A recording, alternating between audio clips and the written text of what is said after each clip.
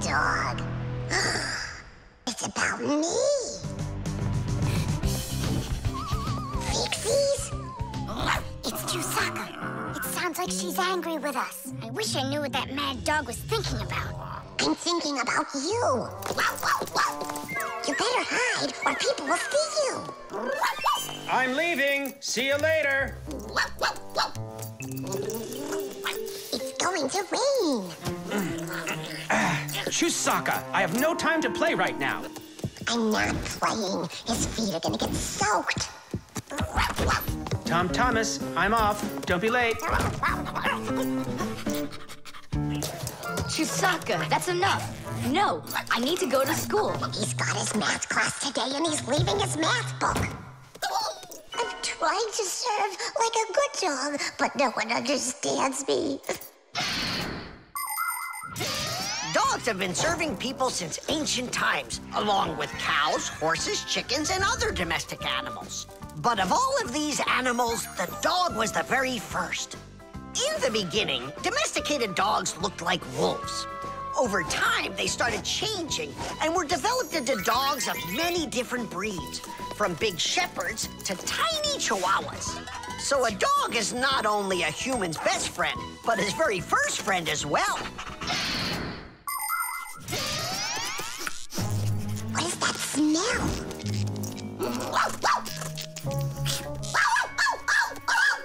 Simka, come on out. I see you.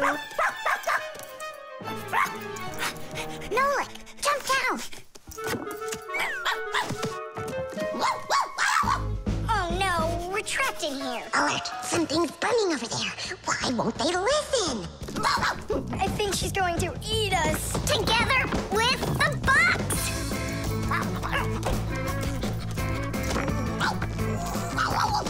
We're done for. Oh. Come on, look. The outlet is sparking. Oh no, something must have broken in there. Are we going to fix it? Kids should never touch outlets, and you know it too. It's forbidden. Then how do we fix it? Go find Papoose, and I'll stay here and wait for you. But where's Papoose? I know where he is. I don't know what she's barking about, but I think Chewsocka wants to help us. Then come on, Chewsocka, help us. Woo!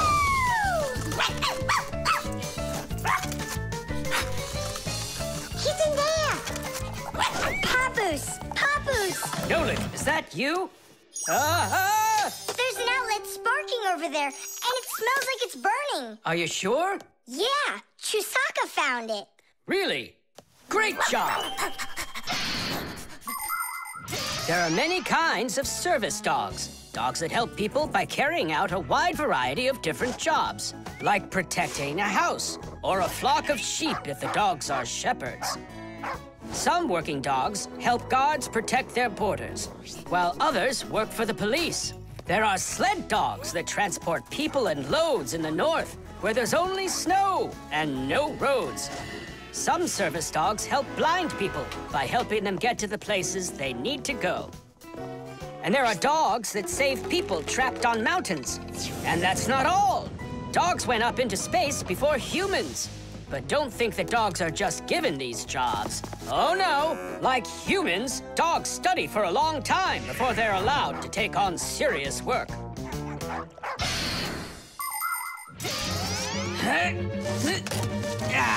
That's all.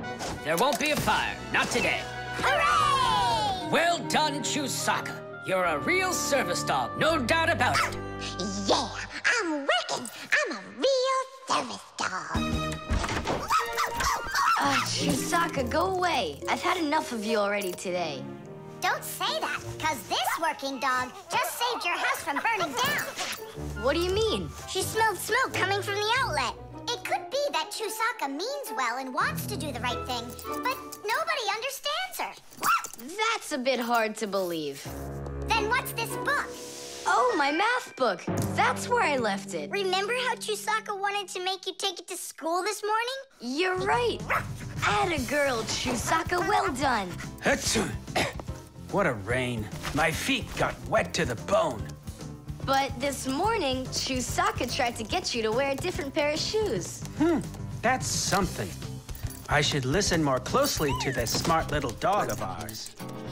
Finally, they understand me. The doorbell. Nolik! Nolik, what are you doing here? Just whistling a tune. Are you gonna whistle that tune the whole time Tom Thomas is away? He just left with his parents for a week, and we've got guests coming, remember? What guests? I invited everybody. The class? Yes, class.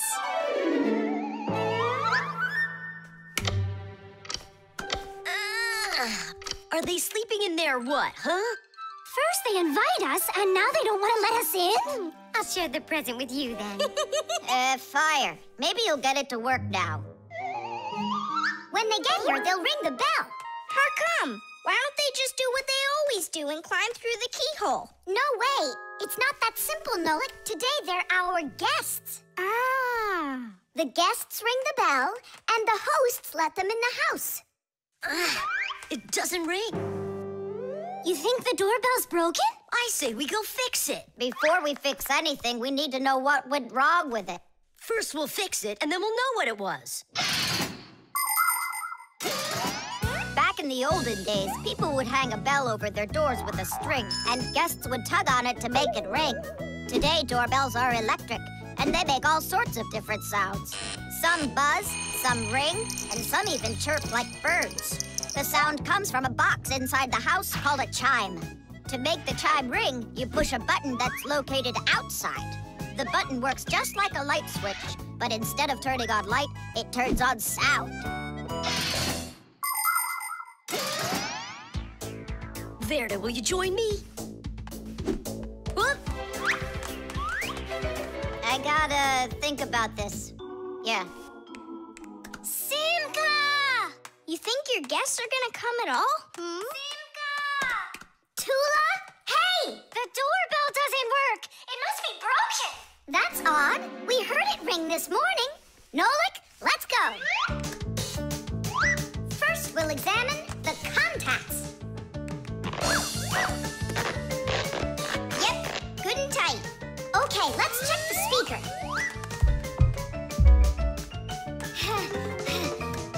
The speaker's fine. Maybe the electronics are the problem. And what if we disconnect these wires and switch them? What'll that do? We'll know soon enough.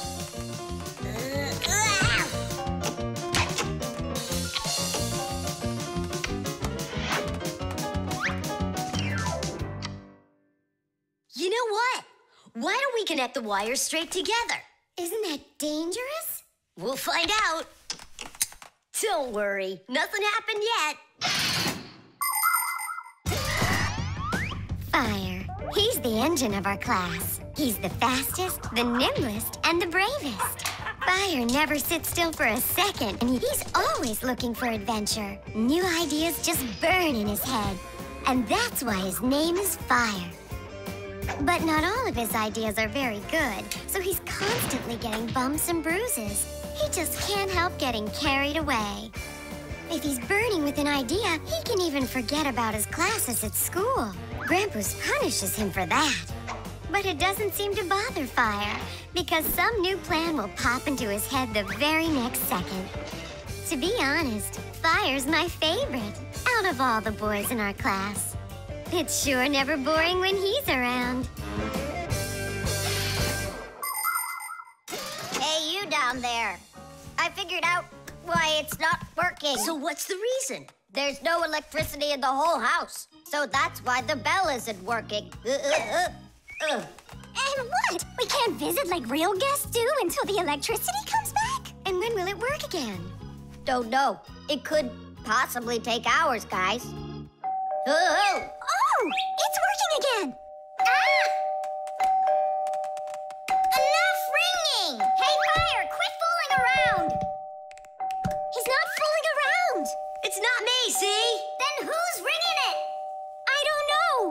Well, I know. The doorbell's ringing because Fire connected the wires together. True, but I'll fix that right now.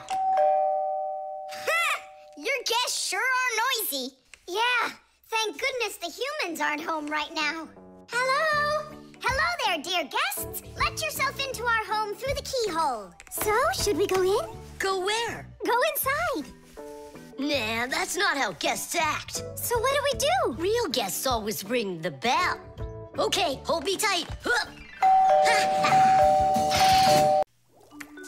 The key card. Whoopa! Well, Professor Eugenius, your kennel's back in action. Tiddy! Ah, why, thank you. I've been longing for a cup of tea. Yes. There's no tea left in here. Then I'll go ask Lisa if she has some. Look! Professor Eugenius! You forgot the key! The key! Don't close the door! Simka, you must be joking. That's a key. This is nothing but a plastic card. But it is a key. A special kind. It's called a key card. To open up a combination lock, you need to enter a code in the correct order. That means if you can't remember the code, you can't open the lock. But if the lock uses a key card, there isn't any code to memorize because the code is held inside the card's memory, and the lock can read the code from the card. Of course, key cards don't work with any lock. They have to be smart locks that are able to read electronic codes. When the smart lock reads the correct code, it opens right up.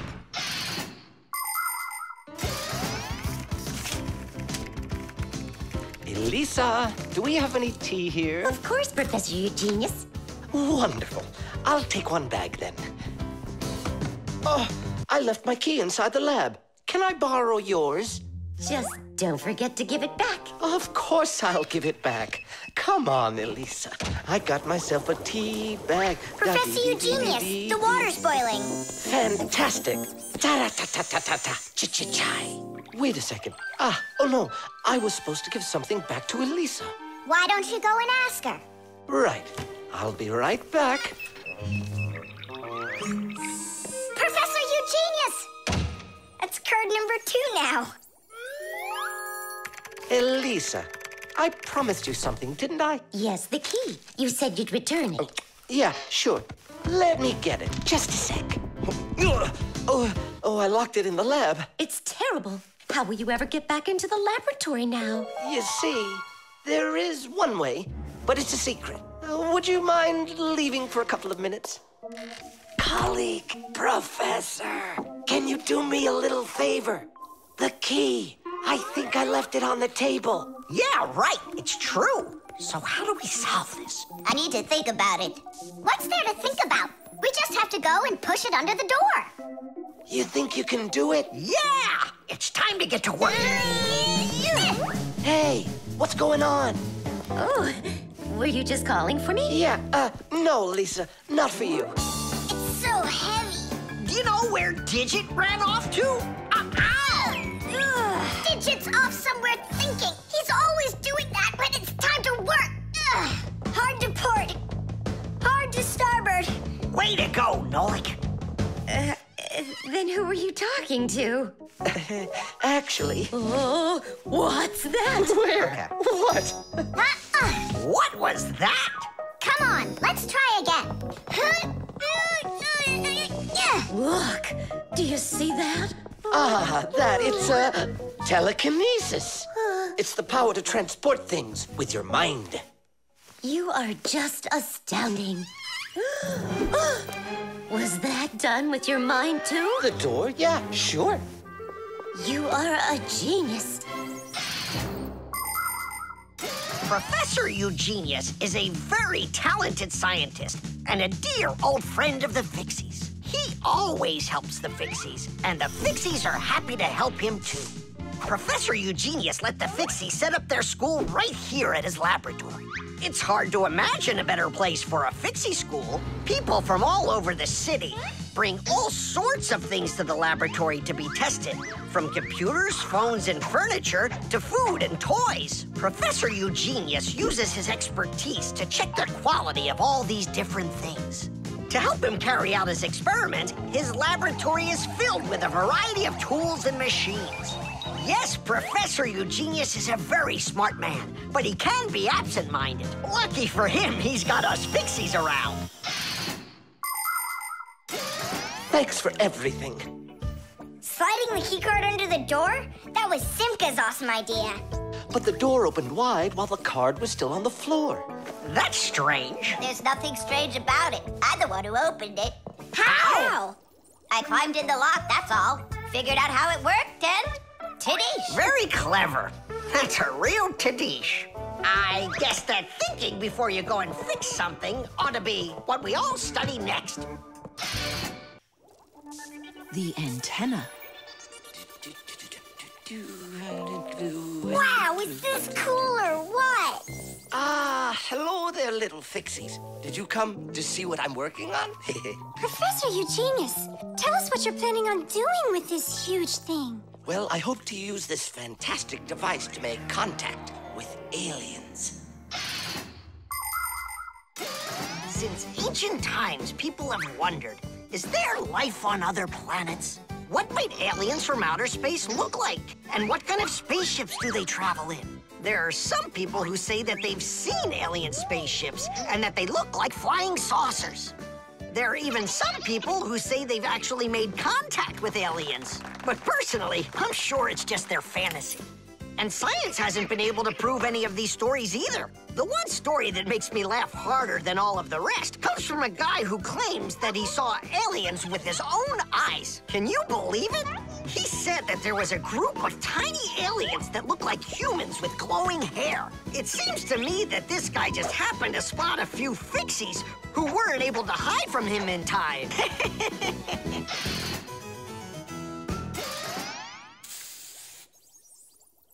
It's ready. If I could talk. And now what? If the aliens are out there flying by the Earth, they'll see this plate, get hungry, and come for food? Aliens don't need a plate like this, silly. When they've got plates that fly, flying saucers. You're both silly. This thing isn't a plate at all. It's an antenna. Antenna? Antennas help people receive radio signals. They come in all sorts of shapes and sizes, like this, or this, to pick up a signal that's very weak. Powerful antennas that are shaped like large dishes work the best of all. When radio waves hit the dish, the waves all bounce off of it and gather together into one point. This makes the signal stronger and clearer. The most powerful dish antennas can even pick up signals from outer space.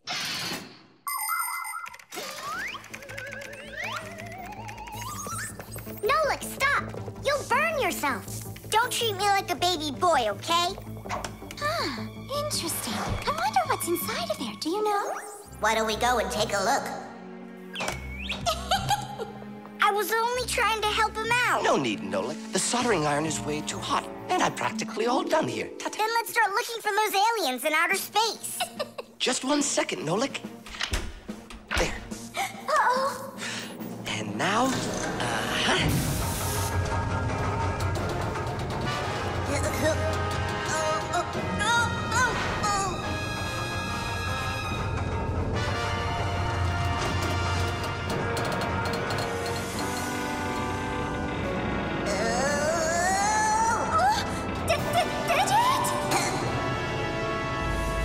Here we go. Nolik, Simka, let's see if we can pick up signals from outer space. What do you think? Is it night right now, where the aliens live? What if they're sleeping?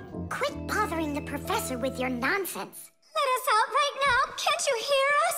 Please let us out. I'm afraid there's no way they can hear us from this far away. I can't hear any signals. It just sounds like static. Be patient, you guys, and keep listening. Digit, we all know how clever you are. Can't you think of a way out of here? I think I got it, Tula. You stay there. Yeah. I'll use a special code I know to send a signal that we're in trouble. Wait a second. Do you hear that? Could it be a signal from the aliens? Hooray! This is sensational. It means that somewhere in the cosmos are intelligent forms of life. 3 dots, 3 dashes, 3 dots. Ooh, it's Morse code. It's a signal for help that they're sending. You don't think the aliens are in trouble, do you? Yeah, I think so. And who do you think they learned Morse code from out there? Yeah, that's strange. There are hardly any Fixies that know that code. Digit does. Ah, And where is he, you know? And where's Tula? Well, I think I know exactly with which aliens we made contact. I think I know it too, Professor. Lower the antenna.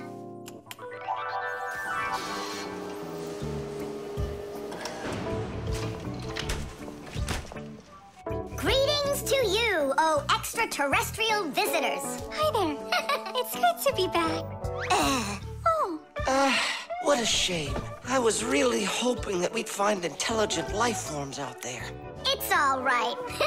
At least we found two unintelligent ones. Modeling clay.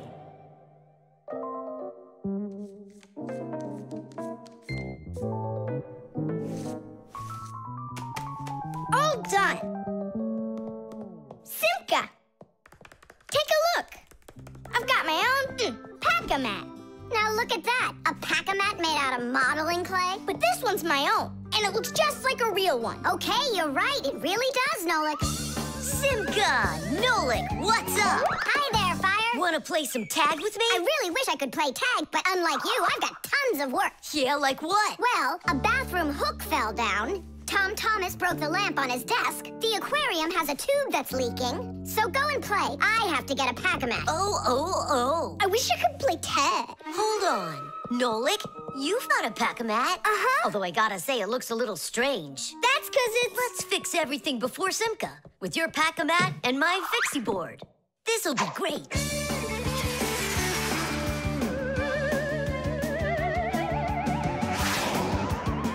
So where is that hook that fell down? All right. Nolik, get out some sticky stuff. From where? Obviously, from out of your pack-a-mat. But it isn't real. I made it out of modeling clay today. Out of clay? Well, it totally looks real. Long ago, back in the Stone Age, people learned how to use clay to make their dishes and sculptures. But the modeling clay that we use nowadays was only invented about 100 years ago. Actually, modeling clay is just plain old clay with some ingredients added so it won't dry out. And dyes are mixed in to make all the different colors. There is just no end to all of the fun things you can make out of modeling clay. I got an idea. Go on, turn around. What are you doing? Grabbing glue out of your pack-a-mat. All right, get up here. Will it stick? Yeah, of course it will. Let's go and fix the lamp.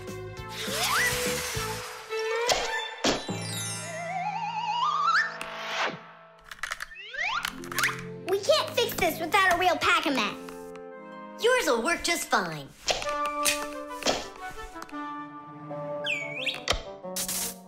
Tadish! So, what else did Simka have to fix? The aquarium. Hop on.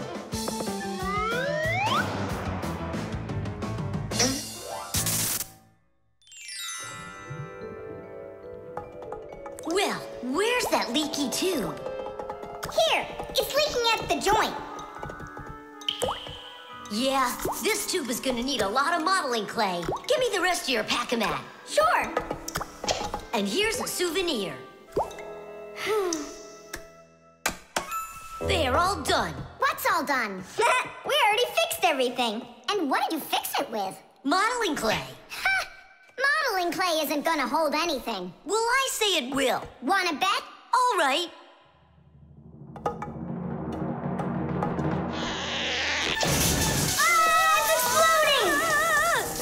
What in the world is happening here? Flooding water! You just do as I tell you, without panicking. Did you know it's possible to make modeling clay in your own home? Just write down this recipe. You'll need a cup of flour, a half a cup of salt, and a half a cup of water. Now, mix the salt with the flour and add the water little by little. Mix it together really well. What are you saying? That it looks just like dough? Well, that's exactly what it is. It's just not for eating. It's way too salty. But you certainly can sculpt things out of it. If you want your modeling clay to be colorful, You can add food coloring or watercolors to it. That's it. Your modeling clay is ready to be sculpted. When you're finished, don't forget to let your figures dry in the sun. That way they'll get nice and hard and last you a very long time.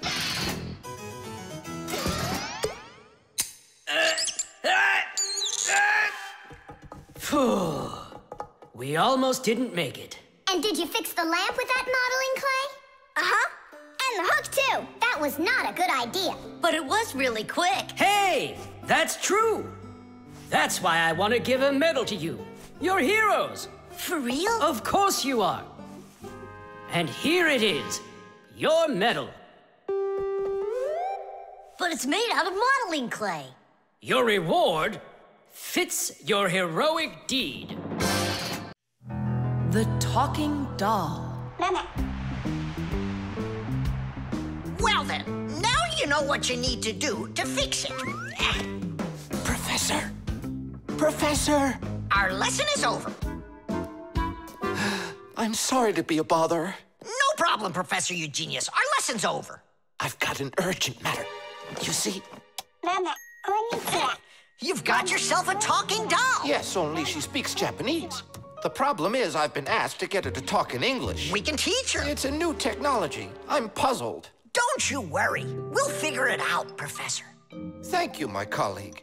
You're always there when I need it. What would I do without you?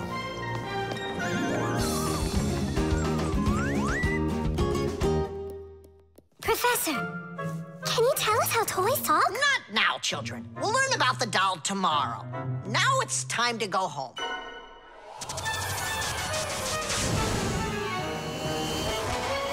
I already know everything about that doll. You do? Changing her voice is so easy that anyone can do it. How? Here, come, I'll show you.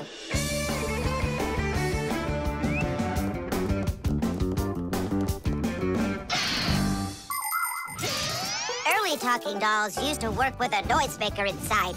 When the doll was turned over, air inside the noisemaker got pushed through a squeaker at the end of it, making a noise that sounded like the word mama. Mama. Funny. Today, the noises are recorded onto an electronic chip that's part of a little player inside of the doll. Just press a button, and the sounds start playing. So now dolls can say much more than just mommy or daddy. They can say anything at all.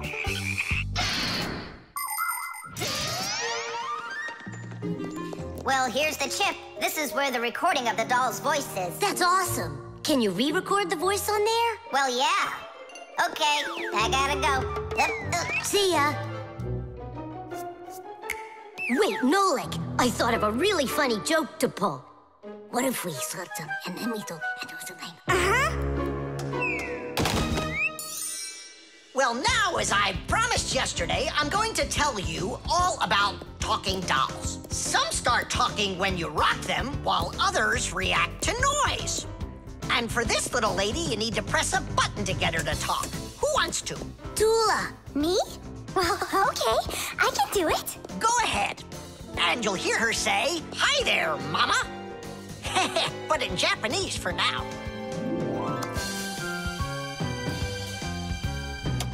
Tula! Tula? Is that Japanese for hi there? Tula! Why are you hiding a picture of Digit in the Pac-Man? How could she ever know that?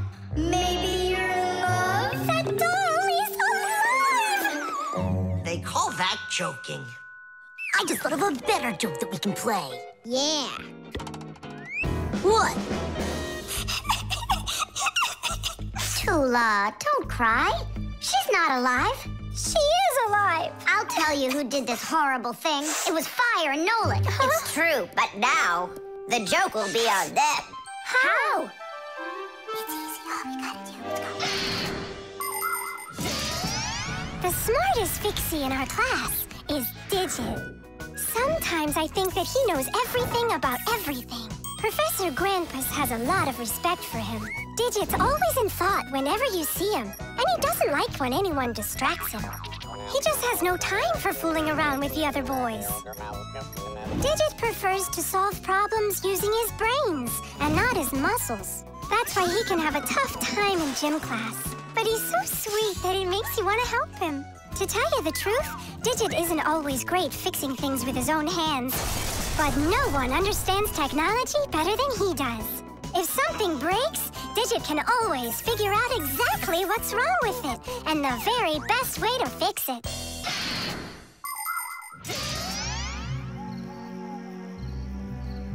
We're gonna make it even funnier this time. You came back? What? You troublemakers. Now I'll show you what happens to bad boys who hurt girls' feelings.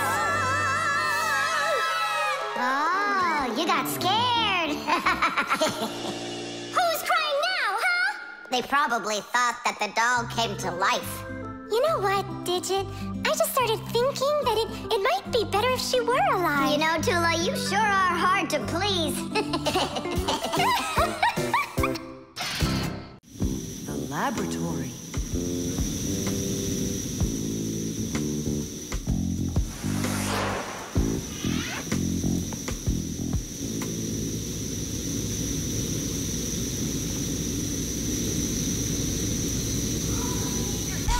You've got to get to the school right away! What did he say? That we've got to get to the school. How come? Did you hear why? I didn't, did you? I wonder if Simka didn't go to school today. Or if Nolik got into some kind of mischief? Oh, I'm worried this is something serious. La la la la la la. And that's 5, 6. I like this hairstyle. 7, 8.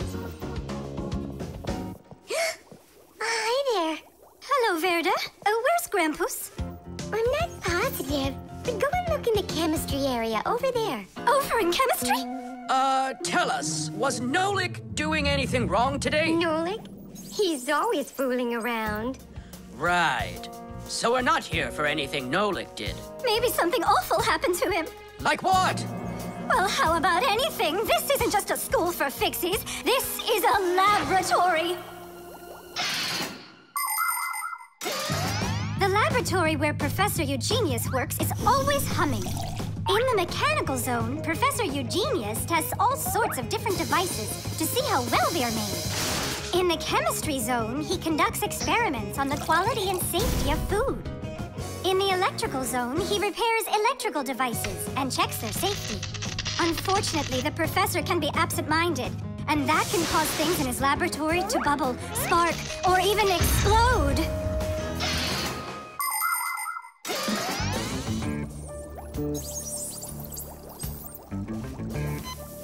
Marcia, there's nothing to worry about yet. But how can I not worry? Digit, have you seen Nolik anywhere? Do you know if anything's happened to him? This is a laboratory here. Who knows what could happen to anyone? Like what? What are you saying? Like that. I told you, things happen here. And where? Let's go, quickly!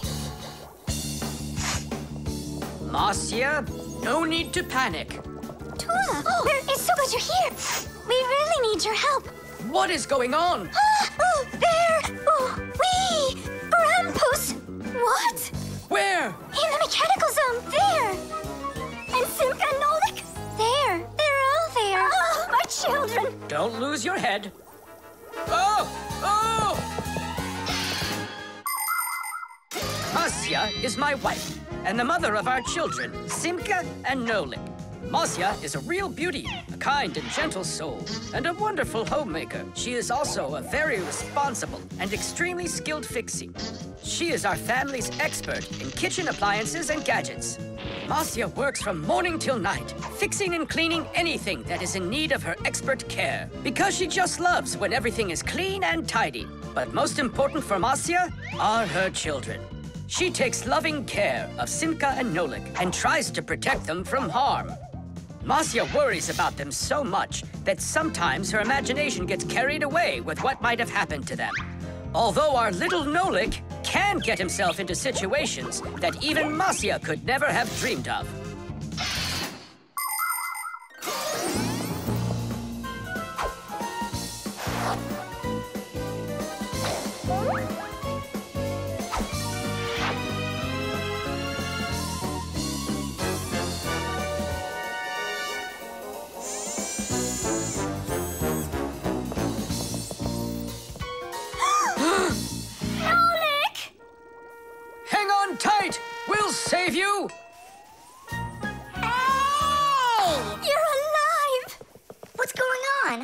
need to be saved from anything. So it's Simka we need to save, not you? I don't need saving either. I'm fine. And what are you so worried about? Everyone's alive. Then why did you make us come here? I need you to help with a little accident we had. Nolik, was this your fault? Oh, no, it's not Nolik's fault. Quite the opposite. He was trying to help me fix it. Papoose, we need you to help us with one of the pieces that we couldn't get back in place. This one?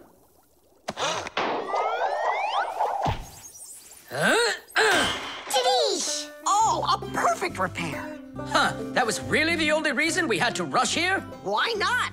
There was just no way we could let this wait, so I sent for you. But Fire said... Why fire? Why is it always fire? How come you had to scare us so badly? I'm not the one who scared you. You did that all by yourselves. The camera.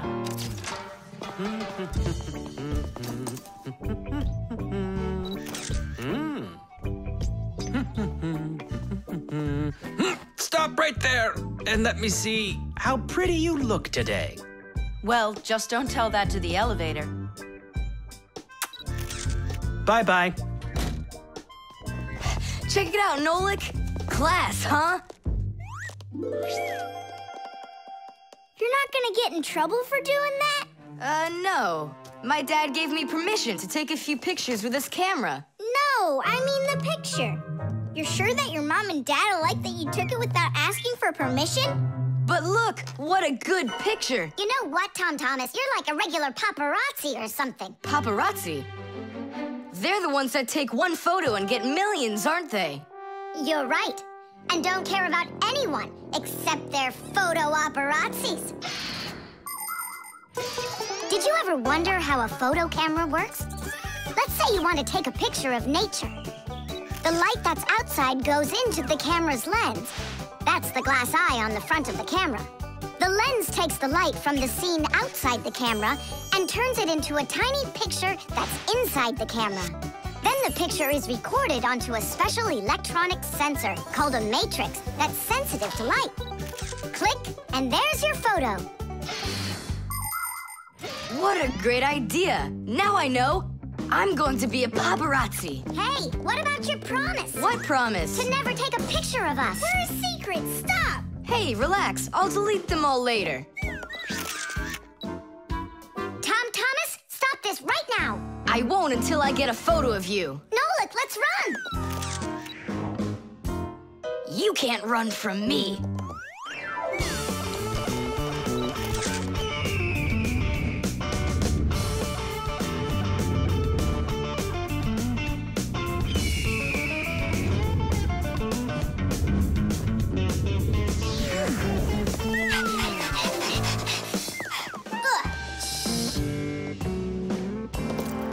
Chewsocka?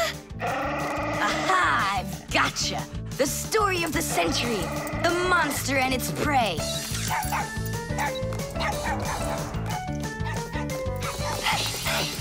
Tom Thomas! Help! No, he won't help, because he's a paparazzi.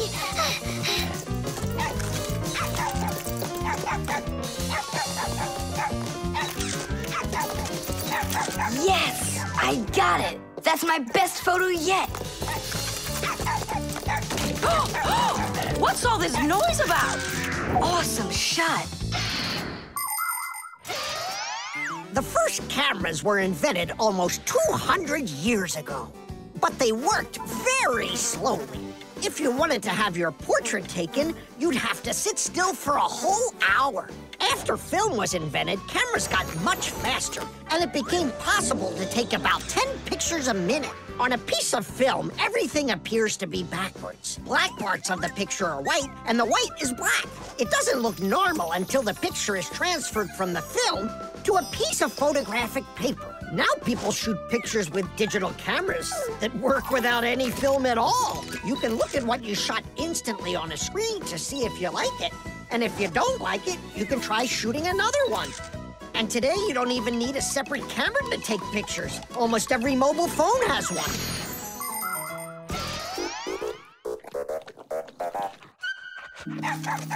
Simka, Nolik, are you in there?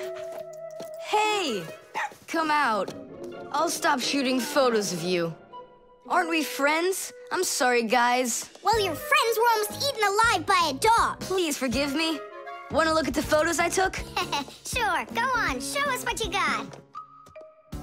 We're not in that shot. We're not there either.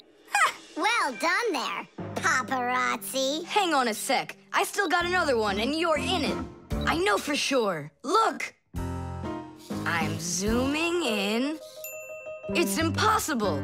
I don't believe it. It's possible. But when did you have time to turn into screws? The same time you were pushing the button. When we're scared, we can change faster than the blink of an eye. You lost. Paparazzi. And what are you gonna do with your millions, Mr. Paparazzi? Would you please stop calling me that? You got it, after every one of those photos is thrown away. All right, I'll delete them. And do I have to delete this one too? No, keep it. It's a great shot. I never even saw you take it. Chess. How about that? Then I'll play my pawn. And I'll play my pawn. Grandpa's, we need our spool, and it's missing. Oh, congratulations. Professor, have you seen it anywhere? The spool? I haven't seen it. We're playing chess, can't you see? Do you like board games? Like dominoes, for instance. Just about everybody has played it. But do you know where it came from? Dominoes was invented by the ancient Chinese. They made tiles and decorated them with dots like on a pair of dice. And this is a game that looks a lot like checkers, but it's a lot more challenging. It's called backgammon. Backgammon originated in Persia, and from there it spread all over the world. But the most challenging game of them all is the game of chess. Chess was invented in India, and today the game of chess is loved in every country. It's played by adults, by children, and even by computers. Chess is a real sport. But the most important thing for playing chess is not the power in your arms, but the power in your brain. Hey, look, I found it! Yeah! Hey, what's going on? That's our spool. Please let us take it back. There's something we have to do with it. But we're using it. Can't you wait? It's a replacement for the missing pawn. Oh, Nolik can work for a while as the pawn's replacement. Yeah, I can do it. All right, you can take it. And you stand right over here. 1, 2, 3, up we go! Class. So how do we play? You're going to play for the whites. And now I'm going to capture your knight. And we're gonna knock over yours. Take that. Whoa, whoa, whoa, young man. Slow down. It goes back here.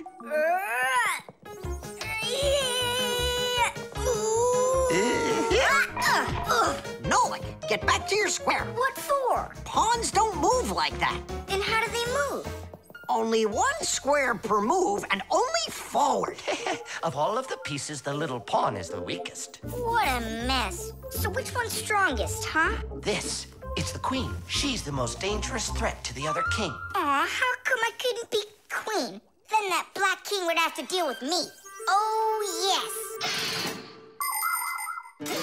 In chess, each player has a black or white army with 8 pawns, 2 knights, 2 bishops, 2 castles, and a queen. All of them work together for their king, trying to protect him while attacking the enemy's king. If the king finds himself in a position where he can be captured, the attacking player says check. And if the king finds himself with nowhere to run from the attack, it's called checkmate. Whoever checkmates the other player's king first is the winner. I'll move my queen. Yeah. And me, my queen. Then I'll just capture your queen. Aha! Really? Then I'll just capture yours. Grandpa's, should I go now? Not yet. So, do you feel like surrendering? Ha! You're kidding. Do you? Nolik, forward. Hooray! We'll step aside. Forward. Aha! Next I'll go and capture the knight. He got away. All right, pawn, and once more, go forward. Grampus, where do I go now? Don't you see the edge? Don't go anywhere. Now you're the queen. What? The rules of chess say that if a pawn makes it all the way to the other side, he can become anything that was captured earlier. Hooray! Then I'll be the queen, and I'll be the strongest piece in the whole game. Hey, queen, get back here. In case you don't know, this isn't over yet. We capture the pawn with the queen. Queen, this is your new place. Check. Check. Huh, yeah? Now come to here. Checkmate, my colleague. Of course it is. It is, mate. Yeah, I lost. Hooray! Tadish, tadish, tadish! Professor, we found the missing pawn for you. So that means Nolik can leave with us. I'm not going anywhere with you. Chess is the greatest game you'll ever play in your life. Oh, you should have seen how I put Professor Eugenius into checkmate. Really? Well, Grampus helped me a little. Actually, it was Grampus telling me where to move.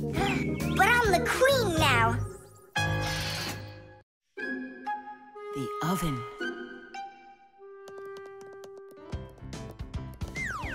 Now here he is, our death-defying acrobat.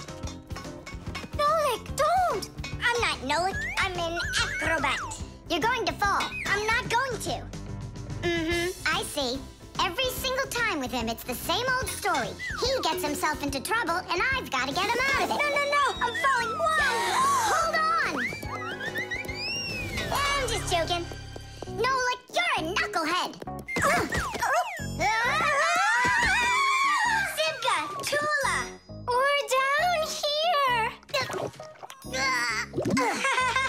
Look who's in trouble this time, huh? This isn't funny at all.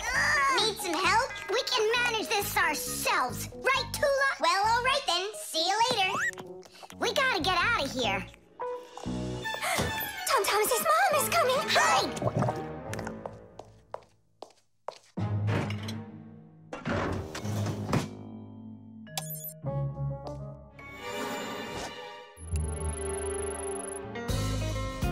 Hi, Tom Thomas. Hi, Nolik. Are you up for a ride? Because this train's leaving the station.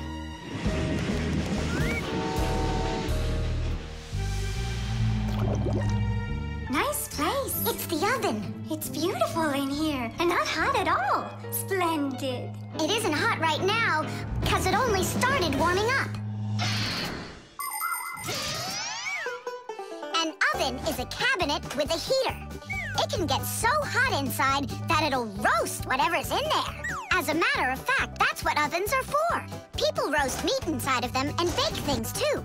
Some ovens burn gas for heat and others use electricity. They have special electric coils that get red hot and heat everything that's inside the oven. So be careful around ovens. A hot oven can burn you very badly.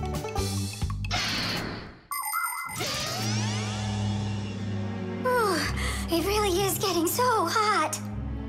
We gotta get out of this oven right away! Simka, we're about to get roasted in here. Yeah, inside of a fresh-baked Fixie cake. I don't want to. You think I do?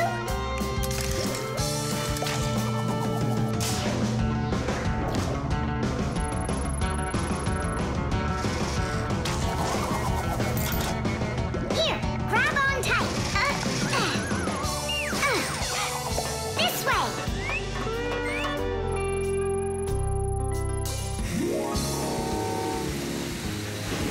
Be careful, you'll fall off. You're just like Simka. She told me the same thing, and then she was the one who fell. Right into the batter. Together with Tula. What? They both fell in the dough? Oh, yeah. And they're probably still stuck in there, too. Tom Thomas, the cake's fresh out of the oven. Do you want to try some? Where could they be, huh? I don't know. Maybe they're inside the cake. They could have turned into screws. We gotta find them. Hey, what are you doing? Eat. Stop playing. Hey, watch out. You could break your teeth. The first ovens in ancient homes were nothing more than simple fire pits where people cooked on hot coals. Later on, the stove was invented. Every house had a stove made out of stone, clay, or cast iron. People would burn wood or coal in them. These stoves produced enough heat to make soup or bake a cake. And then in the 19th century, the gas stove was invented. Gas stoves are much more practical than wood-burning stoves. 1 second and the gas is burning. A few more minutes and the water's boiling. They're very convenient, but they can also be dangerous because if the pipes aren't in good condition, there can be an explosion. Today, there are also stoves and ovens that run with electricity. They use electric heating elements for frying, boiling, or baking foods without fire at all.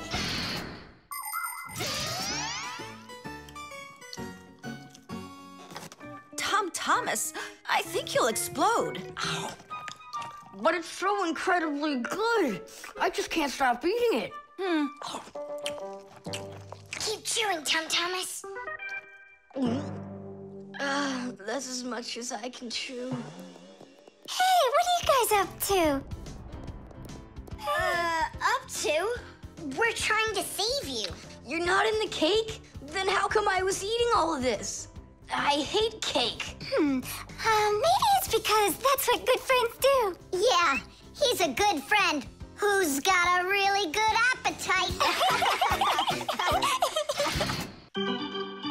The team. The first period is almost over.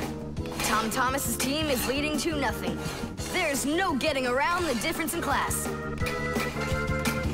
Simka, pass to me.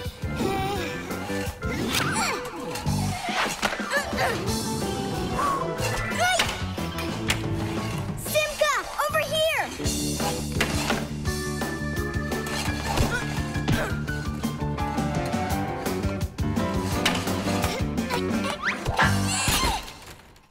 Goal! 3-0. And that's the end of the period. Time for the teams to take a break. This isn't a fair game. There's 6 of these guys and only 2 of us. Go ahead and call your classmates. I'll still outscore you. You sure about that? Uh-huh. Well, Thomas, you asked for it. Young Fixies take classes and study just like human kids. But Fixie schools are quite a bit different than schools for people. To begin with, there are no more than 10 students in a room. In Simka's class, for instance, there are 6, and the children don't study in one place. On one day, the lesson could be inside a refrigerator, the next day in a computer, and the day after that in a vacuum cleaner. This is the best way for Fixies to learn all about them and put their new knowledge to the test. But the most important thing is that they have to learn to work as a team and help each other. Stronger Fixies helping weaker ones, and older Fixies helping younger ones. This is a must for Fixies, because appliances are so very big that if we didn't work as a team, we little Fixies could never get by. As the second period is about to begin, our full team comes to the ice. Huh?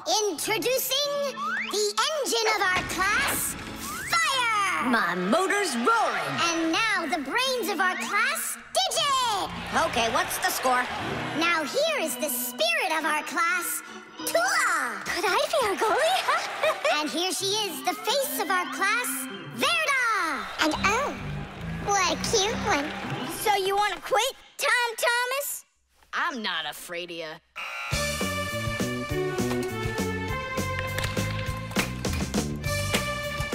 Nolik, pass! Shoot! I'm calculating the angle to use. Oh! Oops! Pass it quick! Quit sleeping! If you're gonna scream at me, I'm not going to play at all. Wow, that's some team you got there.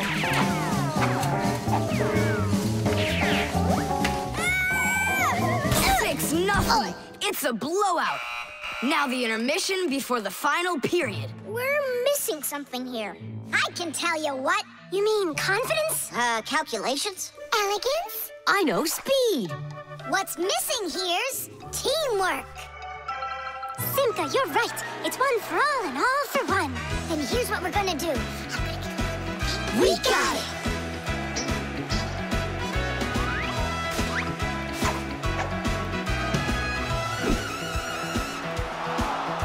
Attack and check, don't lose control. A line change on the fly.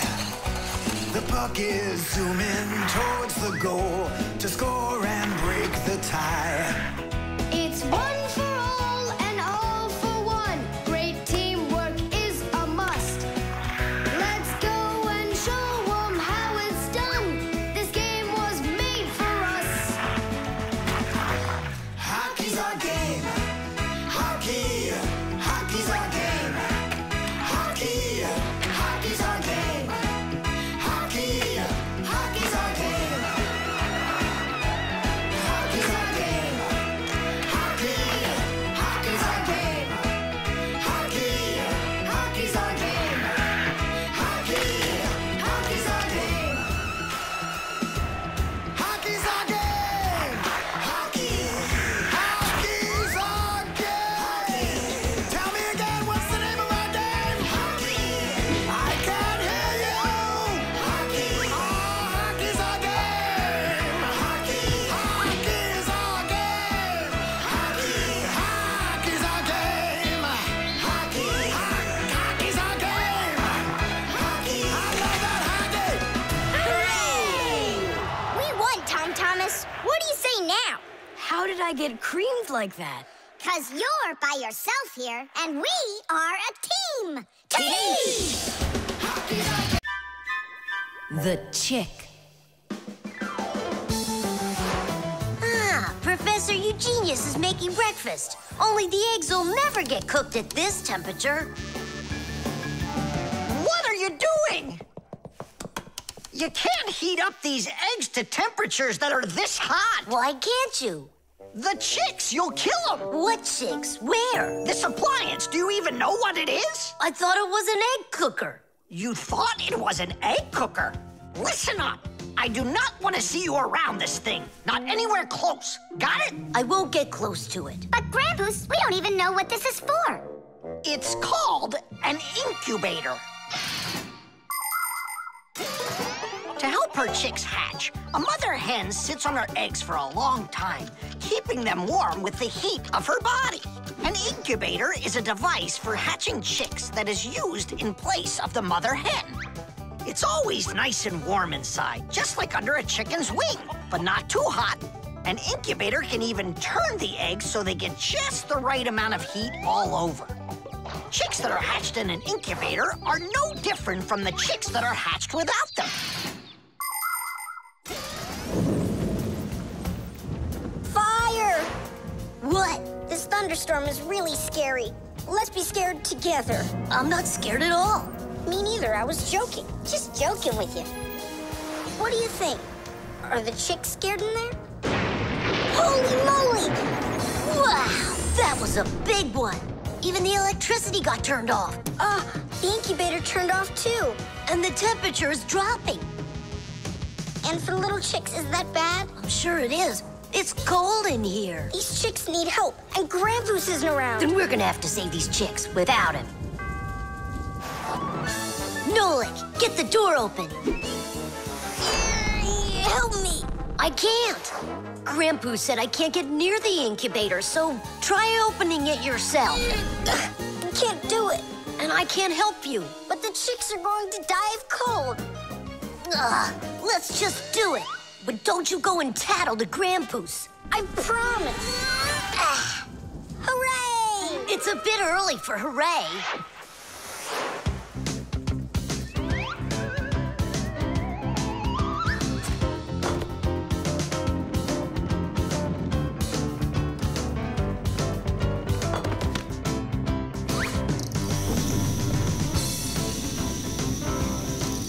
Candle? Yeah, we'll warm up the chicks with the fire. Class. Time for hooray? Now, yeah. Tadoosh! Like sparrows, ducks, storks, and ostriches, ostriches. All birds lay eggs and sit on them to help them hatch. And it's not only birds. Other animals like snakes, crocodiles, and even turtles have babies that they hatch from eggs. To protect their children, they try to hide their eggs, like deep in the bushes, in the cracks of rocks, or in the sand. By the way, roe is also little eggs, just without the shells. From this fish roe, little hatchlings are born that will grow into big fish. And from tiny frog roe, tadpoles hatch that will then develop into full-grown adult frogs. And you've heard of dinosaurs, right? Well, those giant reptiles that lived millions of years ago, they also hatched out of eggs.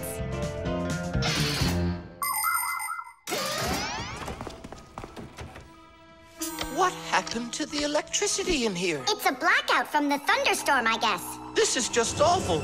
My incubator. Someone lit a candle, and the temperature is normal. So who put the candle in there? Tell us right now. Nolik, don't be a tattletale. It was me. By yourself. By myself? Of course yourself. I wasn't allowed near it. Well, yeah. He wasn't allowed near it. All by yourself. Then well done. You saved the chicks. Our hero. So, Fire, follow his example. And you, Nolik, accept our heartfelt thanks. Look inside. They're starting to hatch. All right, Fire. Come take a look. Now I'm allowing you.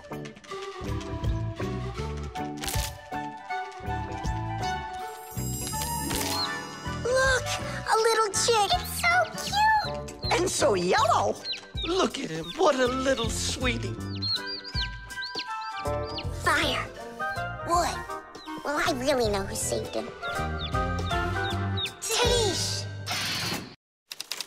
The instructions.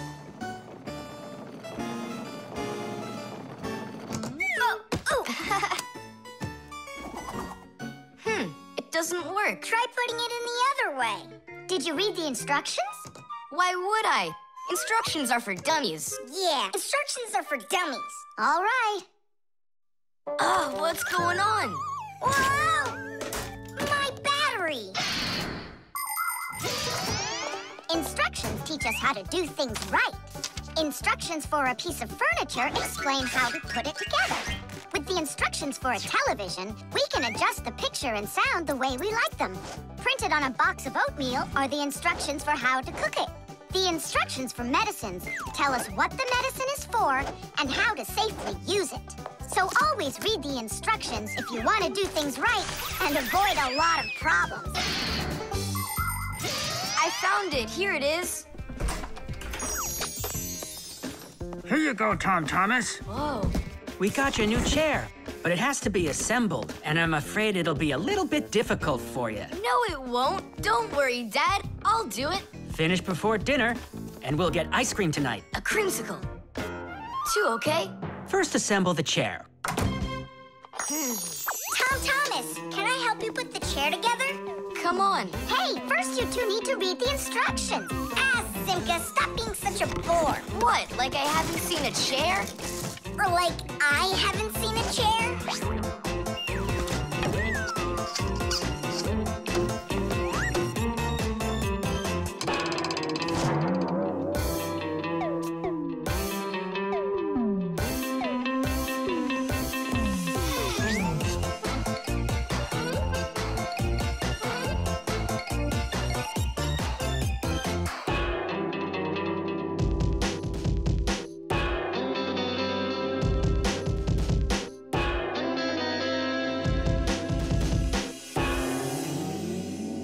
Well, Tom Thomas, you done?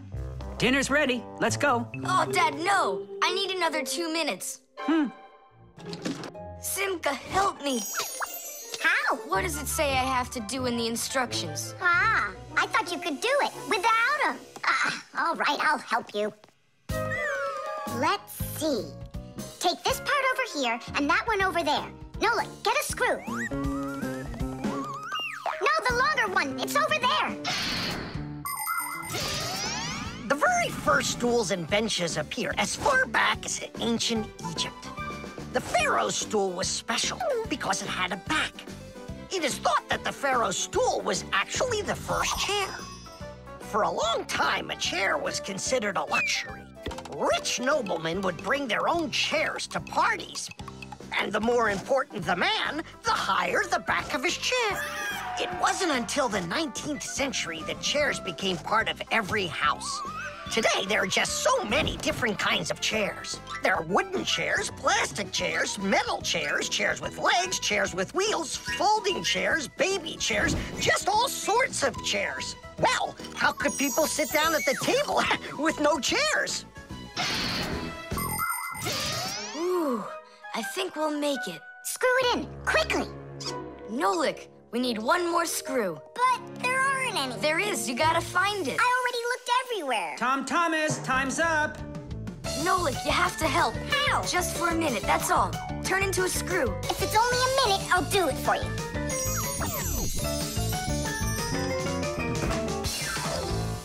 I'm done. You built it. Huh. Great job, son. Mom, see how I won the bet? Can you believe it? He put the chair together. You're so brilliant. Go on, have a seat. Oh! Whew. Now I see. You missed a screw. But I screwed it in. It must have what? Must have what? Look, here it is. Now this screw's not going anywhere. And that ice cream you won? Well, you just lost it.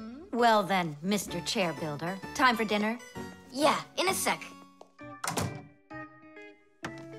Where is that Nolik? He ran away. What a traitor.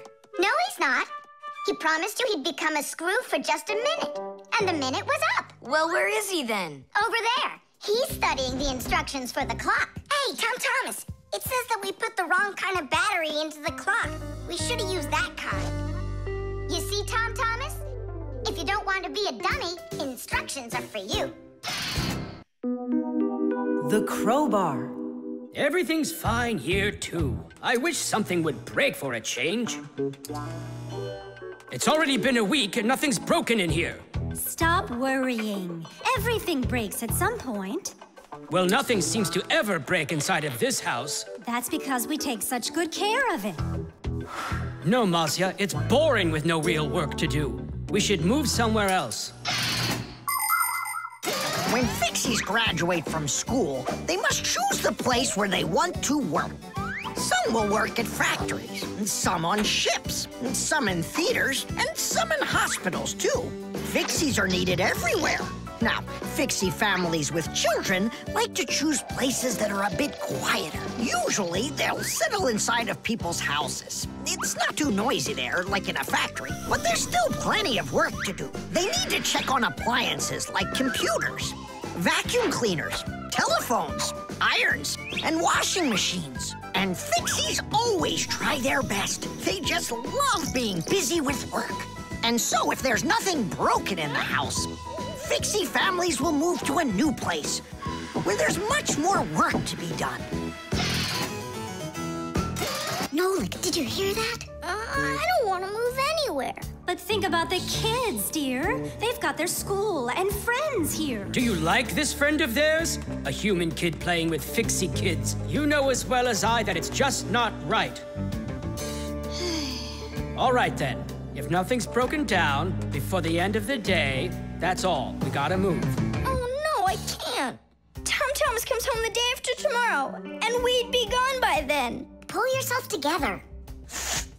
And I won't see him anymore at all? Nolik, I have an idea. What idea? If something happens to break down before the end of the day, then we're not moving. But what if nothing breaks? Calm down. We're gonna make sure of it. Simka, you're a genius. But how can we make sure of it? We're going to use a crowbar. A crowbar is powerful and simple. It's nothing more than a heavy metal bar with either sharp or flat ends. It can be very helpful for breaking through concrete or ice. It can also be used as a lever to root out a tree stump or move a boulder. If one end of the bar has a claw cut into it, then it's good for pulling out nails. Yes, sometimes the simplest tools are the most powerful ones. Do we have that tool? We've got our pack-a-mat. And it's got everything. Yay! In gadgets and devices, our work will never end. Appliances are fickle, they need a loyal friend. At morning, noon, and midnight of every single day. When there is an emergency, you know we're on our way. 1, 2, 3. Inside will be to fix what's wrong, till it runs strong. 1, 2, 3. Inside will be all day and night. We fix things right. How about you let me try? Go on. Nolik! What are you thinking? I'm doing like you were doing. No, you're not. Now I'm confused. First off, whatever you break's gotta look like it broke all by itself. Oh, I gotcha. And second, you gotta break it in some way that can be fixed later. Did someone say something needs fixing? Or am I hearing things? Papas, we just found out that the television's broken down. Are you sure? Yeah, and one of the keys on the keyboard is stuck. For real? For real, and the clock's not running either. Oh ho! Masya, our life is getting back on the right track. Should we fix them? Yeah, what else? We are the Fixies. We live to keep on working, and work for us is fun. So we'll just keep on working, cause our work's never done. And deep inside of gadgets, if you look when it's dark, you might just see us race around like multicolored sparks.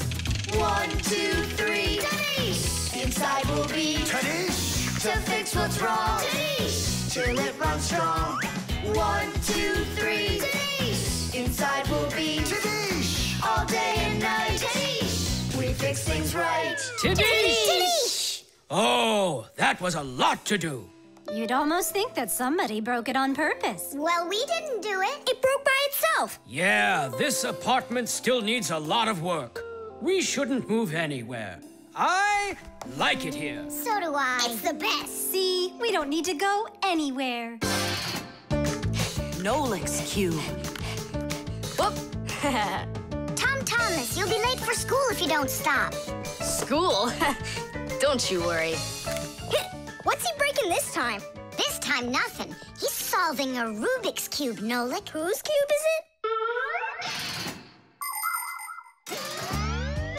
The Rubik's Cube is the most popular puzzle game in the whole world. It was invented by Professor Rubik from Hungary.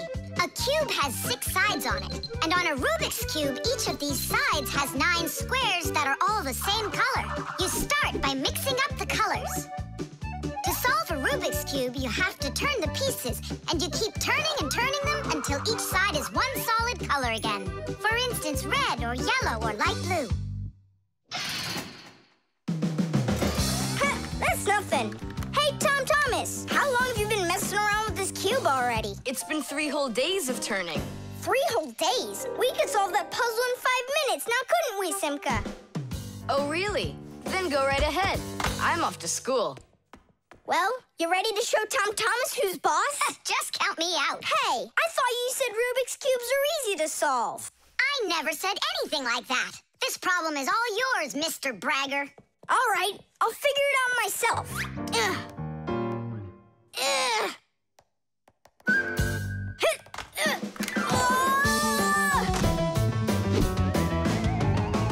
Hey, Nolik, looks like you've got a problem. Oh, hi, Fire. No, I'm good. Just solving this Rubik's Cube. Yeah? Can I do it with you?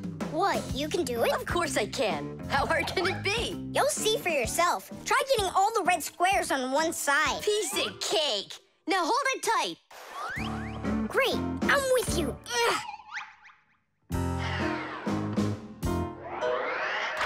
Whoa!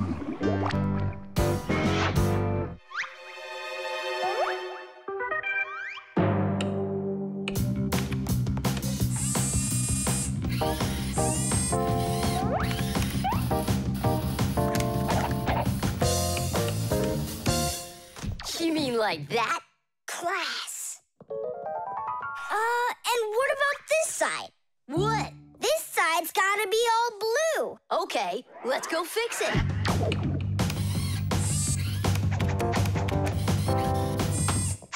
There, like you wanted. Now what happened to the red side? Huh? Simka was telling me that on each side there has to be one color. Oh, like Simka'd be able to do this? Simka can do it all. Well, if Simka can, then I can too.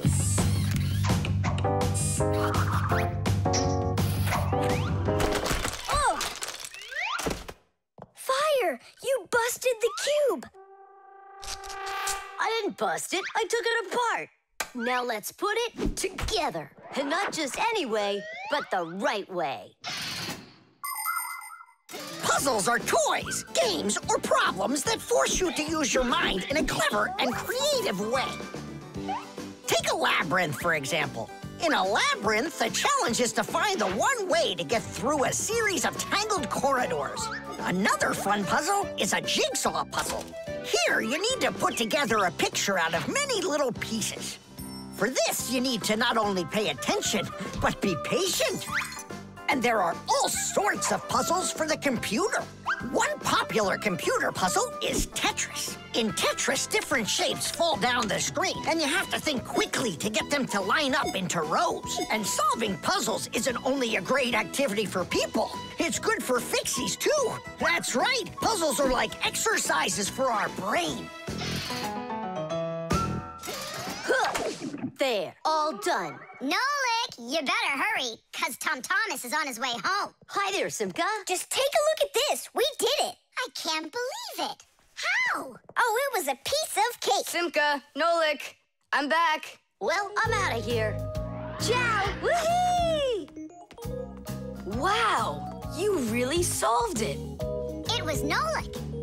Nolik, you are cool. So how? You see, first you break it apart into all of the pieces, and then you put it all back together. No. That's cheating. You gotta turn the cube, not take it apart. Now I'll solve this cube, honestly. I don't think you can. Why you so sure? I glued it together.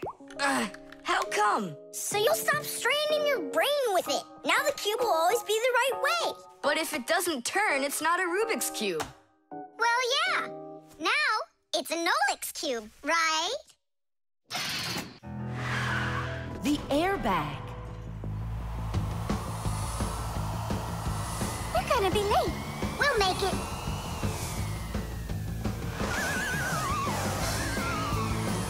Whoa! Oh, wow. Hey, slow down there. I'm a super duper racer.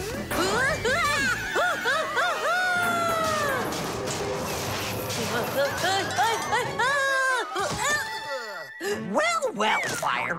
Again, risking your life.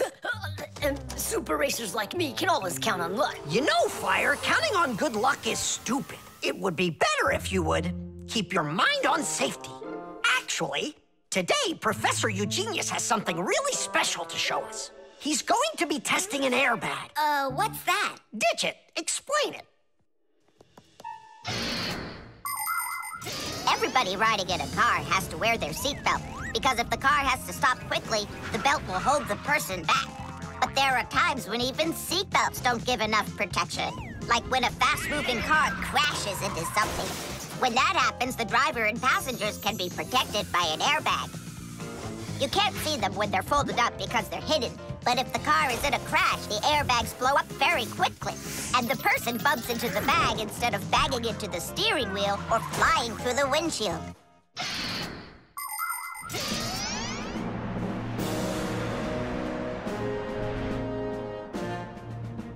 Here I come.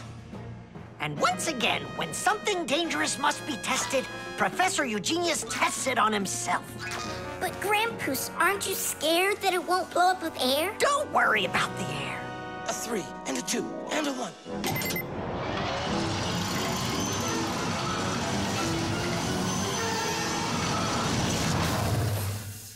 The airbag filled up in an instant. Did you notice? Yeah, But how does it do it?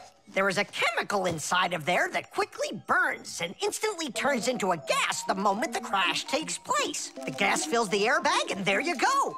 Did I explain that right, Professor?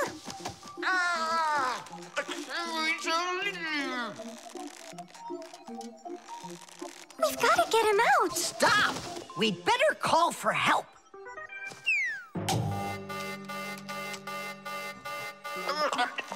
Professor, do you need some help?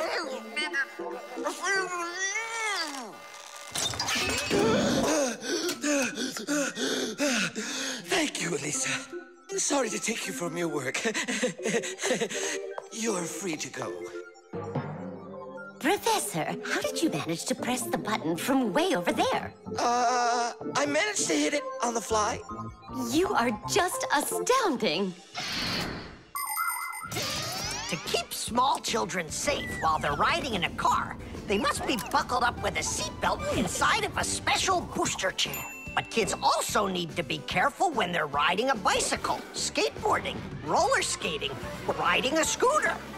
First of all, it's best to keep off of roads where there's too much traffic. Second, put your protective gear on. For your arms and legs, wear elbow pads, gloves, and knee pads. For your head, wear a helmet.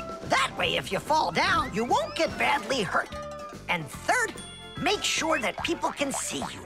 If you're out riding in the evening, your clothes and bike must have safety reflectors on them. They let drivers see where you are by reflecting the light from their headlights back at them.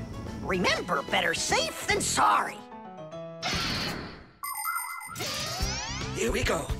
Well, I hope this time I've got it. Should we call his assistant right now, just in case? Let's just wait and see. Ready, set, go! Grampus, he needs to be rescued. No need. I made a change to it. Now the bag not only inflates automatically, it deflates itself as well. Splendid! As you Fixies say, Teach! Today's lesson is done. Hooray! Come on! Where's my Fixie board? I've got your Fixie board, Fire. Here you go. I just went and equipped it with an airbag. Really? Ha! How come? You know I'm a super racer. See? Woohoo! And that's why I installed it. Super racers don't need airbags. We never, ever.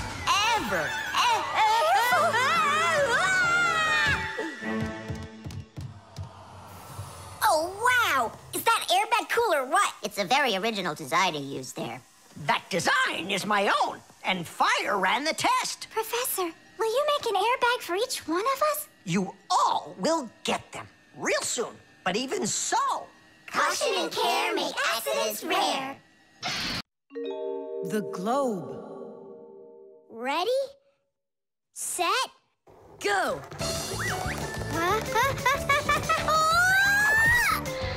Yay! Again, I couldn't do it. I told you. There's just no way to hold on when the globe is turning that fast. But I know I can do it. Give me that piece of rope there, would you? Now you can't throw me off. Spin it. Go on. Whoa!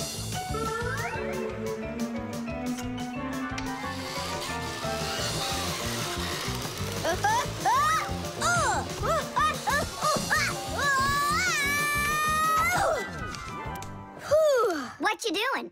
Trying to learn a bit about the Earth's gravity? That's a globe, not the Earth. Well, a globe's a model of the Earth, isn't it? Hey, come on, Simka. The globe looks like a ball, but the Earth is flat. We walk on it. The Earth also looks like a ball. It's just a very, very big one. It's not true. If the Earth is really round like you say, then it would throw people right off of it, like the globe does to me. No, it's just that the Earth pulls everyone towards it. Are you sure? The planet that we live on, the Earth, is a huge sphere. The Earth revolves around the sun, and the moon revolves around the Earth. Do you know why they don't fly away from each other? It's because of a force called gravity that pulls all objects towards each other. The heavier the object, the stronger its pull. That's why people, rocks, air, and water get pulled towards the Earth instead of floating up into space. Thanks thanks to gravity, we are able to walk on the Earth. Why doesn't the globe pull on me like the Earth does? Because this globe is very light. Compared to the Earth, this globe is like millions of billions of times lighter. Compared to the Earth, we're specks of dust. He's right. Look, a speck of dust. It sticks to the globe like we stick to the Earth. Oh, come on. It's just because no one's turning it. But the Earth's spinning and we stick to it.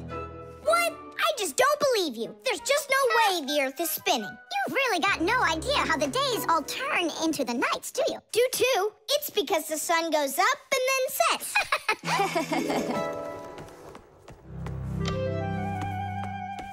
Watch this. Our sun's here, and you're over there. On Earth. Is it dark, Nolik? It's dark. Then it's nighttime on your side. And here, it's day.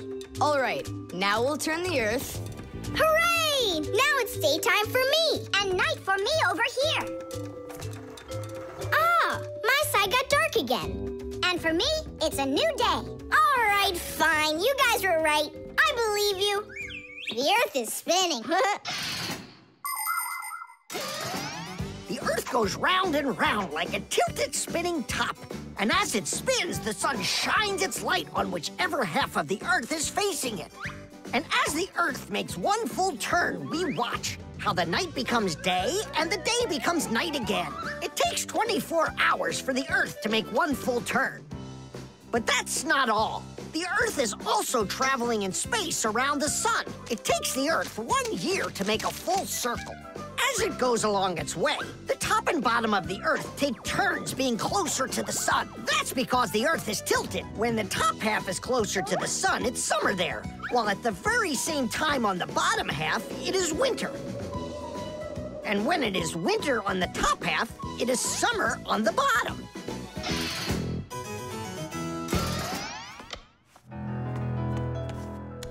Nolik!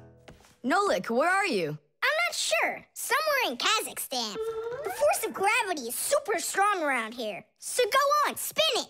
You're gonna fall off, Nolik. Don't worry, just do it. Go ahead and tilt it if you feel like it. Told ya! Ha! And you were sure I was gonna fall off this globe. That's strange. Nolik, come on over here. What for? You'll see in a second. I don't want to. You really don't want or you can't. Tom Thomas, take a look. I get it. He stuck himself to the globe, didn't he? Yeah, with the chewing gum. Isn't it time to go? Uh-huh. And me! What about me? Hey! You gotta help me. Don't leave me. Should we help him?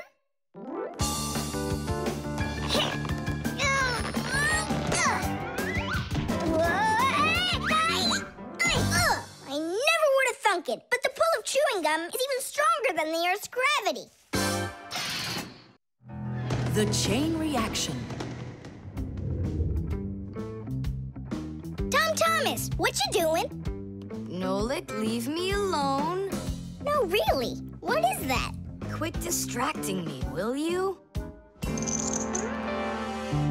Nolik, look at what you've done. It's all because you wouldn't quit it. Wouldn't quit what? I was struggling with that thing for half an hour and you ruined it. Whoa!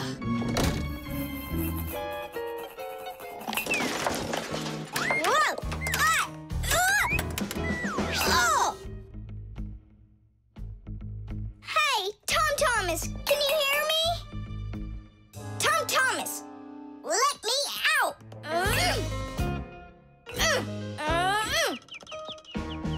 Nolik, is that you banging? Yeah. And how did you end up in there? None of your business. Why are you so rude to me? 'Cause I feel like it. Oh, yeah? Enjoy sitting there. Well, who needs you? Goodbye.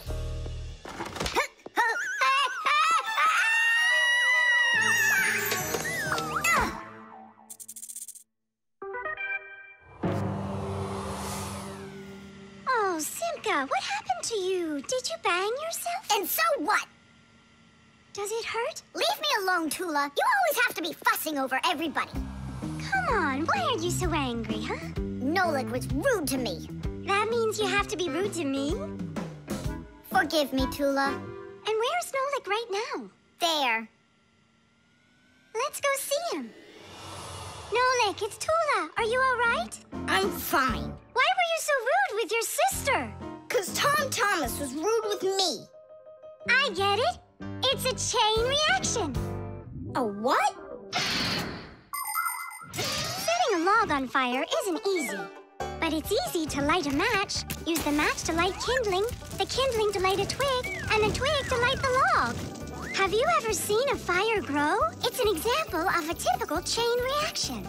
So be extra careful with fire, because just one match or little piece of smoldering coal can lead to a huge disaster. Yes, they can make a whole forest burst into flame and burn down to the ground. And all because of a simple chain reaction. I don't get you. What chain reaction? What do you mean, Nolik? Tom Thomas was rude to you, then you were rude to Simka, then Simka was rude with me. So there it is, a chain reaction. Yeah, and the rudeness was like a little spark. It just spread and spread and spread like a forest fire. Will you forgive me, Simka? Yeah, all right. I've got an idea. Why don't we try starting our very own chain reaction the other way around? What do you mean? Well, instead of spreading angry and rude feelings, we could spread happiness. But how? It's simple. All we need to do is smile and say nice things to each other. What a great idea! We could work together and fix Tom Thomas's mood. And I know how. Come help me pick up this domino, will you? Everything in the whole universe is made up of atoms. Particles so extremely small that you can't even see them through a microscope. But when a tiny atom splits, it makes a tiny explosion. And that explosion can start another explosion, and another explosion, and another. And now you've got a chain reaction. And that's how a lot of tiny explosions work together to make the gigantic explosion of an atomic bomb, the deadliest weapon known to man. But atomic energy can also be used for peaceful purposes. For example, nuclear power plants use this energy to produce electricity and hot water. And nuclear-powered icebreakers can break through the thick Arctic ice so ships can sail on their way. There, all done. Nolik, bring him in. And now we're gonna teach Tom Thomas how a chain reaction can work to make you feel really good. He's coming. On your marks, now. What's going on? No, really? Tom Thomas, watch this.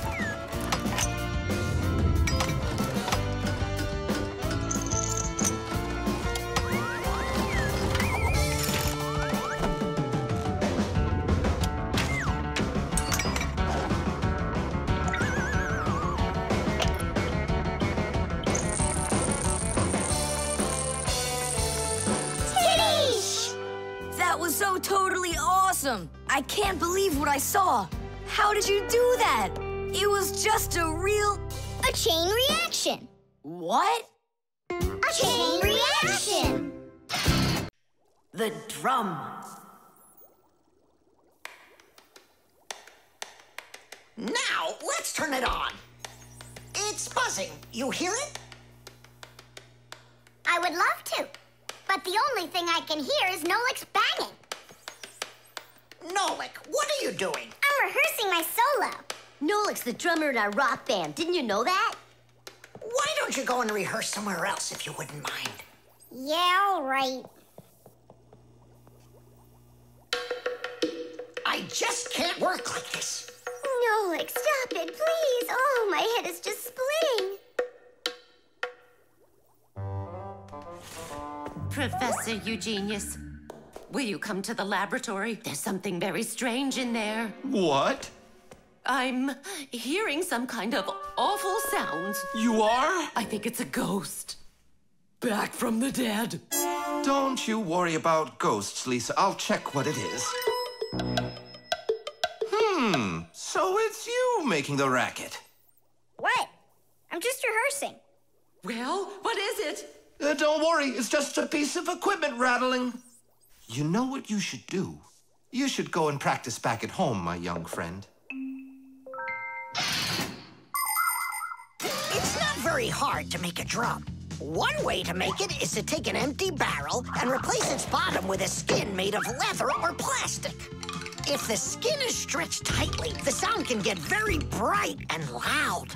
Really big drums are usually played with percussion mallets or beaters, while smaller drums can be played with sticks or with bare hands. Instruments that make sounds by being shaken, scraped, or beaten are all called percussion instruments.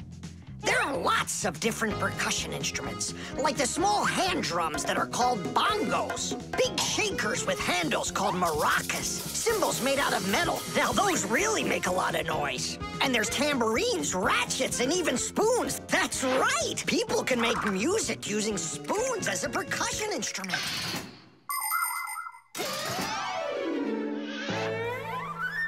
Thomas, do you think I could practice my drumming here? Yeah, go ahead. I've just got some homework to do. I can do that, and better than you can, too. And what if I play like this, huh? Then I'll go like that, or like that. Ever since I had decided that a drummer's what I want to be, there is nothing that I won't bang on, 'cause the world's a drum to me. So I bang on radiators with a spoon, the pot goes boom, bam, bum. Maybe someone will take pity and they'll buy me my own drum. Bang it, bang it, bang it, boom, bang it, boom, bang it, boom, bang it, bang it, bang it, bam, bang it, bam, bang it, bam, bang it, bang it, bang it, bum, bang it, bum, bang it, bum, bang it, bum, bum. Bang the drum. Bang the drum. Both my father and my mother wish I play a violin instead. I don't want to. I'm a drummer, but I can drum that in their heads. So I bang on radiators with a spoon, the pot goes boom, bam, bum. Maybe someday they will get it and they'll buy me my own drum. Bang it, bang it, bang it, boom, bang it, boom, bang it, boom, bang it, bang it, bang it, bam, bang it, bam, bang it, bam, bang it, bang it, bang it, bum, bang it, bum, bang it, bum, bang it, bum, bum. Bang the drum, bang it, bang it, bang it, boom, bang it, boom, bang it, boom, bang it, bang it, bang it, bam, bang it, bam, bang it, bam, bang it, bang it, bang it, bum, bang it, bum, bang it, bum, bang it, bang it, bum, bum. Bang the drum. Thomas, let's take a break. But I'm not done. Keep going, Nolik. This is fun. Maybe it's fun for you. Bang the drum. Stop, that's enough. Bang the drum. And now, let's turn it off. Can you hear that? It stopped buzzing. It did. Hey, everybody, it's Nolik. Yo, what's up? So, our noisy ghost is back. I thought you were practicing at home now. Thomas is drumming there. I had to run away. Well, our excursion is over. And now I would just be so happy to listen to your rock group. Hooray! Bang the drum! Bang the drum! Come on, not so loud! Bang the drum! Did you say something? Bang the drum! I beg you, not that loud, please! The prosthesis. Simka, over here. Take a look at what I found. It's a bear. Ooh. What bear did you find, Nolik? You know, it's the one Thomas told us about. He was his best friend in the whole wide world. Until he became friends with you and me.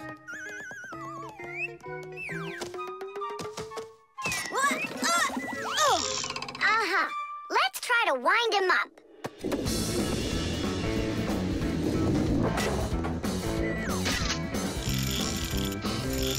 Come on, come on, come on. There you go. Now walk, Teddy. Go on, Teddy. Yeah.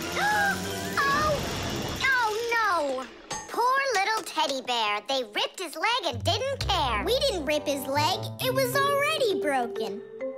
It's all clear. A compound fracture. Then why don't we fix him? Thomas will be so happy. Wait, it's not going to be that easy to repair it. We'll need a prosthesis. The human body is built around a frame of bones and joints. And if you break one of the bones, it'll usually heal by itself. The broken bone will grow back together, and you'll be back to normal. But sometimes bones or joints can break so badly that it's impossible for them to heal. When this happens, they have to be replaced with an artificial part called a prosthesis. A prosthesis can replace more than a bone or a joint. It can be made to replace a whole arm or a leg. And where are we gonna get a prosthesis? I'm positive we can get it from Professor Eugenius. You're right. Help is on the way.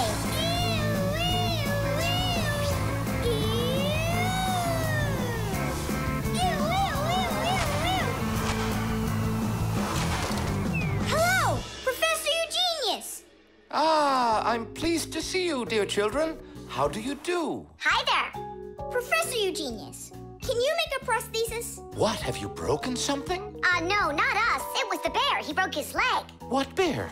The teddy bear that used to be Tom Thomas's friend. Ah, now I see. Today, with the help of modern prosthetics, more is being replaced than just arms and legs. For example, if you lose a tooth, it can be replaced with an artificial one. That's also a prosthesis. And there are times when a person starts losing their vision because the lens in their eye gets foggy and can't focus. For this, there's another kind of prosthesis, a new clear artificial lens. A prosthesis can also be used to help people with poor hearing. A tiny device can be put inside of somebody's ear so they can hear what's going on. And that's not all. People have also learned how to treat a sick heart by replacing its worn-out parts with prostheses. What fantastic inventions these prostheses are. It's amazing what they can do. They help people live a full life. Professor, is it working out? We'll know soon enough.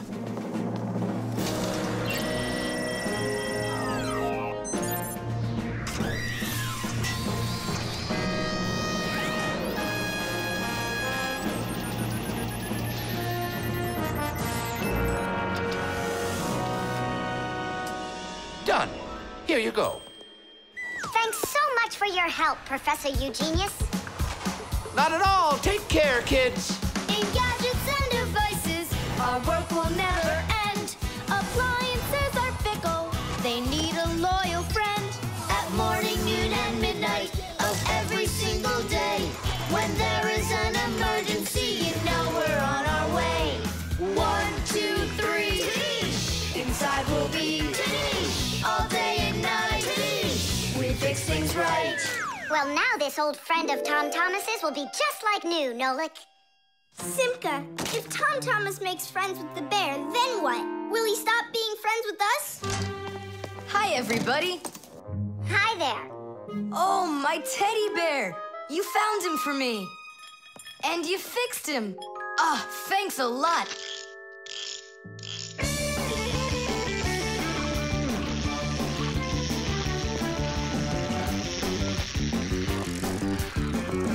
Yeah, it's just like Grandpoo said.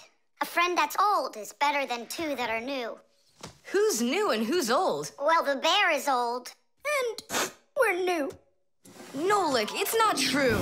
You're the Fixies, guys. You're my very, very best friends in the whole wide world. Teesh! The baby monitor.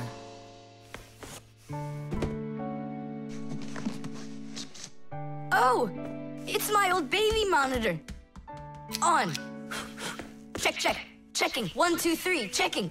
It's working. Why don't we give it to the Johnsons? They just had a baby the other day. This is mine, and I'm planning on using it. Aren't you a little too big for it? No, I'm not big at all. Well, I didn't realize that you're still a little boy. And a greedy one at that. They're never gonna notice this. Hey, Fixies, are you here? We're here now. Why did you call us? I gotta show you how I turned into a mind reader. I find that just a little hard to believe. Okay, then I'll show you. I'll leave you alone, and then you'll hide this button wherever you want. Then I'll come back and find it. You got it. So where's a good hiding place? Well, we gotta think of one. Right here, under the keyboard. Great! Go on, Nolik. Come on in. We're ready for you. And now, I'm going to read your thoughts. Here I go.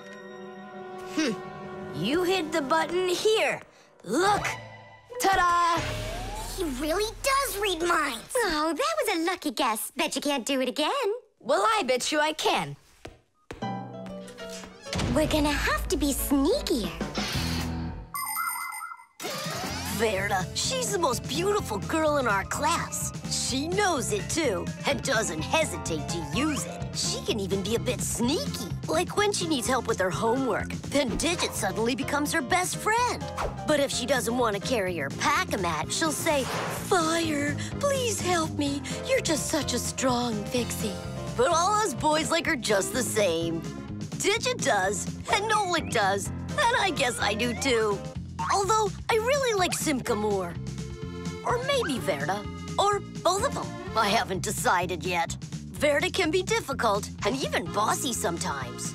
But one thing I know for sure, Verda's a good friend. A friend that'll always come help. Well, that is if she's able to pry herself away from the mirror. I think that we should throw it down into this pencil cup. But then we concentrate on another place. That is good, but it won't work, Fixies. Come on in.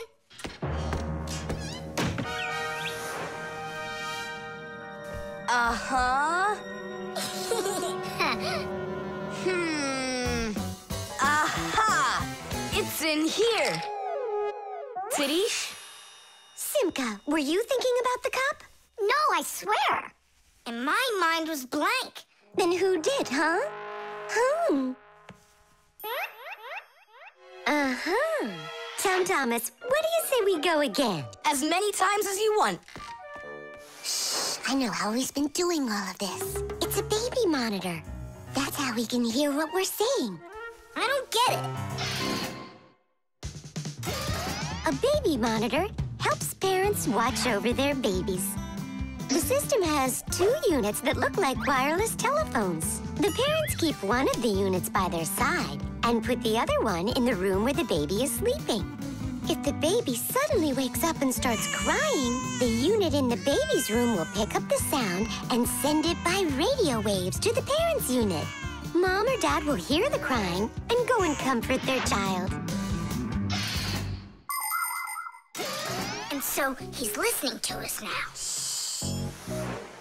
This time I know what we should do. We'll hide it under the globe. Ooh. Go on. Uh-huh. Aha! Huh? Where is it? If you read our minds, you'd find your button under the baby monitor. You tricked me. That's really not nice. And spying on us is nice, you think? I'm sorry, I just thought it'd be fun. Well, anyhow, Tom Thomas, you're too old for this thing. Unless, of course, you still need it. I'm not a baby. I was just, checking it. I'll go and give it to Mom. Mom, I'm not greedy.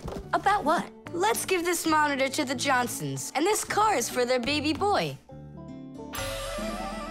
I don't think that baby's big enough yet for your car. So what? Soon he's gonna get bigger and become a big boy, right? Like me.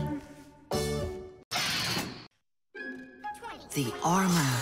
23, 24, 25. Ready or not, here we come. I heard him. He ran into the hallway. You check the kitchen, Nolik, and I'll check the living room.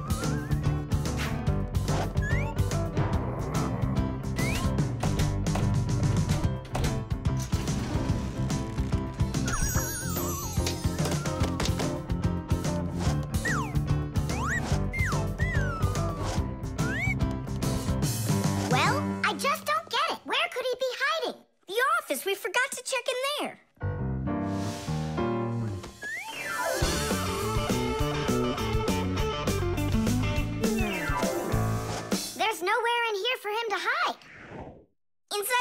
work.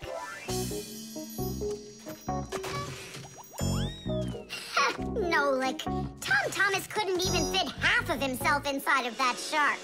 Yeah? Then in that huge vase. Uh-huh. He's all scrunched up in there and laughing at us. Oh! Simka! There, did you hear that?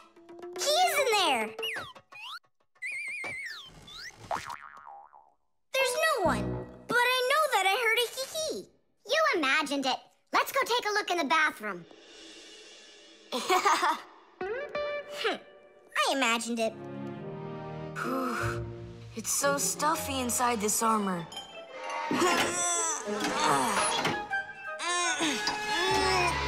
The arms got stuck.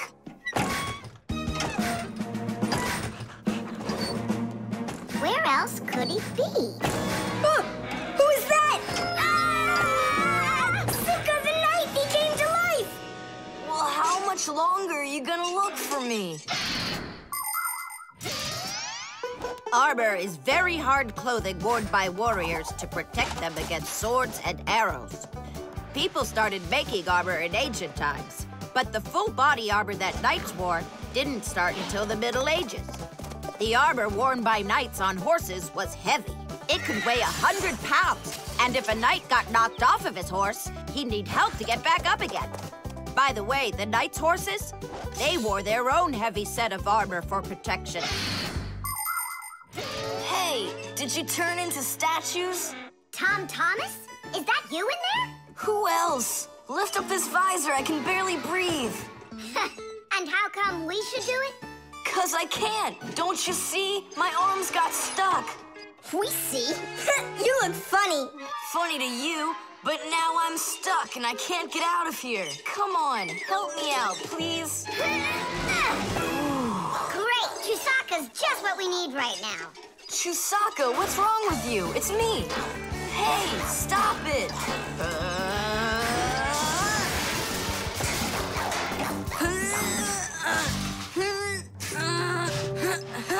Help, I can't get up.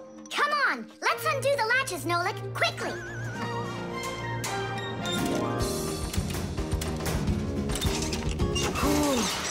Thanks for helping me. It was nothing. I couldn't have done it without you. Let's put the night back together. Uh-huh. Before Dad gets back.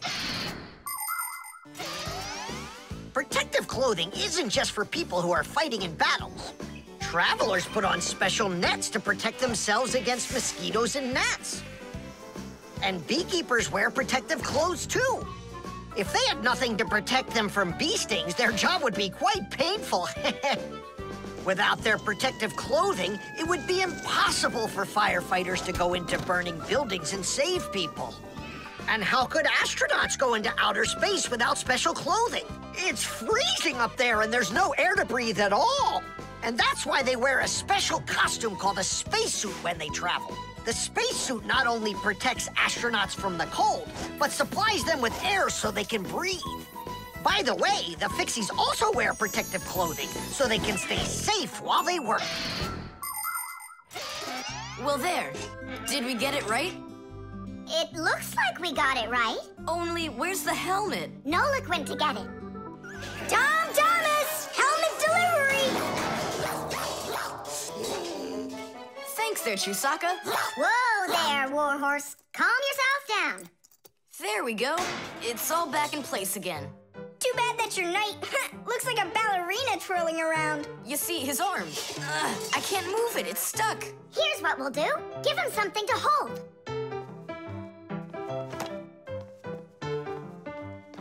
Well, how's that look? Perfect. Now we can paddle into battle. Knots.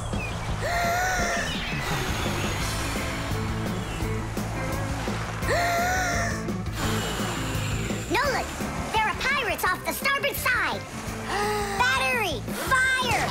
Hey, I'm not a pirate. Why'd you hit me? That's it. I'm tired of playing the wind. Where are my pirates? This looks great. Can I board your ship? And what are your skills? Tons, like protecting the ship and yelling hooray when we win. And how about good sea knots? Can you tie them? Of course I can tie them. Then tie up our treasure. And make sure it's good and tight. Pirates, prepare to attack! I got it. Whoa! That's done. Good enough. Hooray! It's good and tight. Now can you survive a storm? Without a doubt.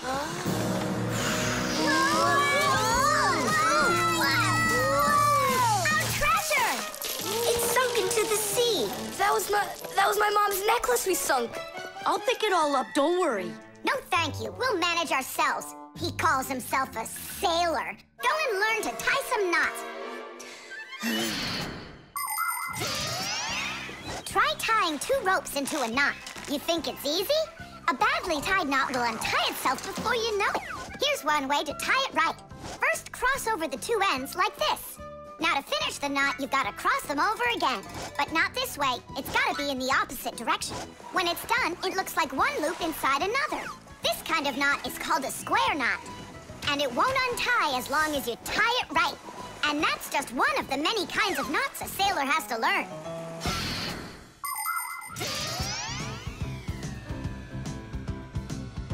Oh! Okay. I knew I could tie it. Now what else is there to practice on around here? I found some more of our treasure. Here's another one. That's 19, but we're supposed to have 20. I know it because I counted our treasure. So what happened to the last one? Well done there. So what else could I tie? Perfect. I even remember what it looks like. It's a different color. It's a bright red one. Oh, Mom's gonna notice right away that the red one's gone. I gotta go find it. Yeah, I think it's on the floor. Who tied my laces together? I was just practicing, sorry.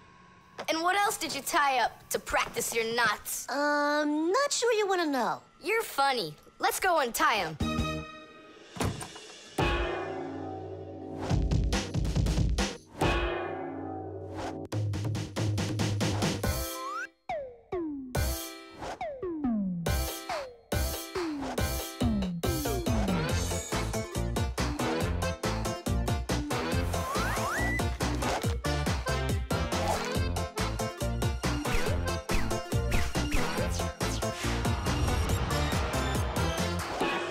Chewsocka, don't look at me that way. I'm scared. She's just staring at her own whiskers, Nolik. And what have you done to her whiskers? Well, I tied them with the square knot. Fire, you're just a blockhead. And why don't you tell us what else you've done?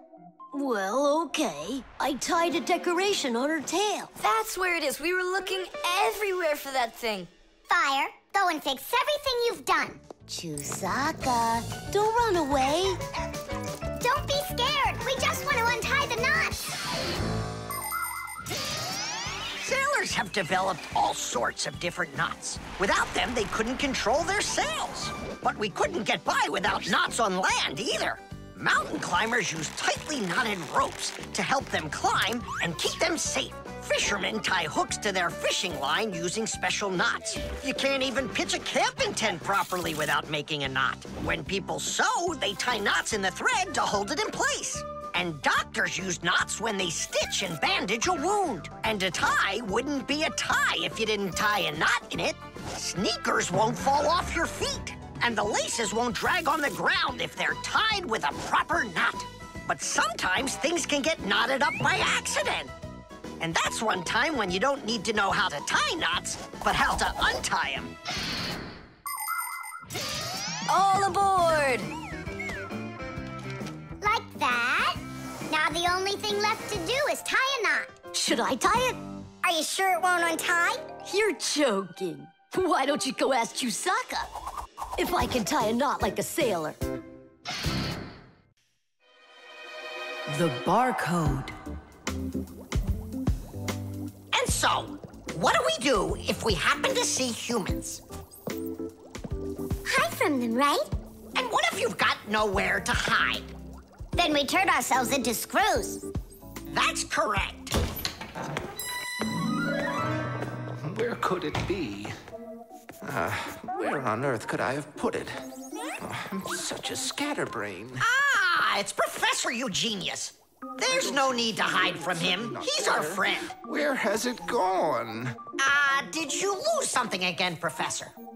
Yeah, how did you guess? It's just awful.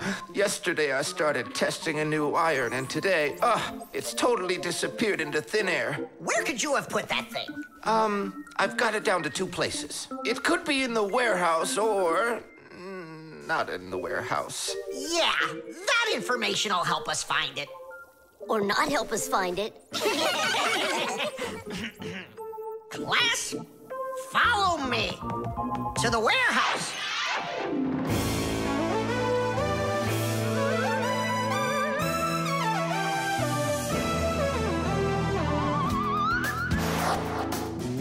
Wow, look at all these boxes. If we have to look inside each one of them, it'll take us 2 days. Maybe we'll get lucky. Let's look in this one. No. Inside there is a fan. A fan? Wow, it's a fan. And what's inside this one? A mixer. Yeah, amazing. And what's in this box? An electric kettle. Made in Germany, by the way. He's right. There is a kettle in there. Professor, is this some trick? I don't get it. Krampus, how do you do it? It's gotta be magic. What else? Here's how I think he's doing it. I think the professor has glasses made to see through the boxes. Of course not. I only know how to read the barcode that you can see on each of those boxes. Oh, that. Exactly. If you look at the printing on packages and boxes, you will often find a symbol with a lot of black lines and numbers. These symbols are called barcodes. Each barcode has all sorts of information.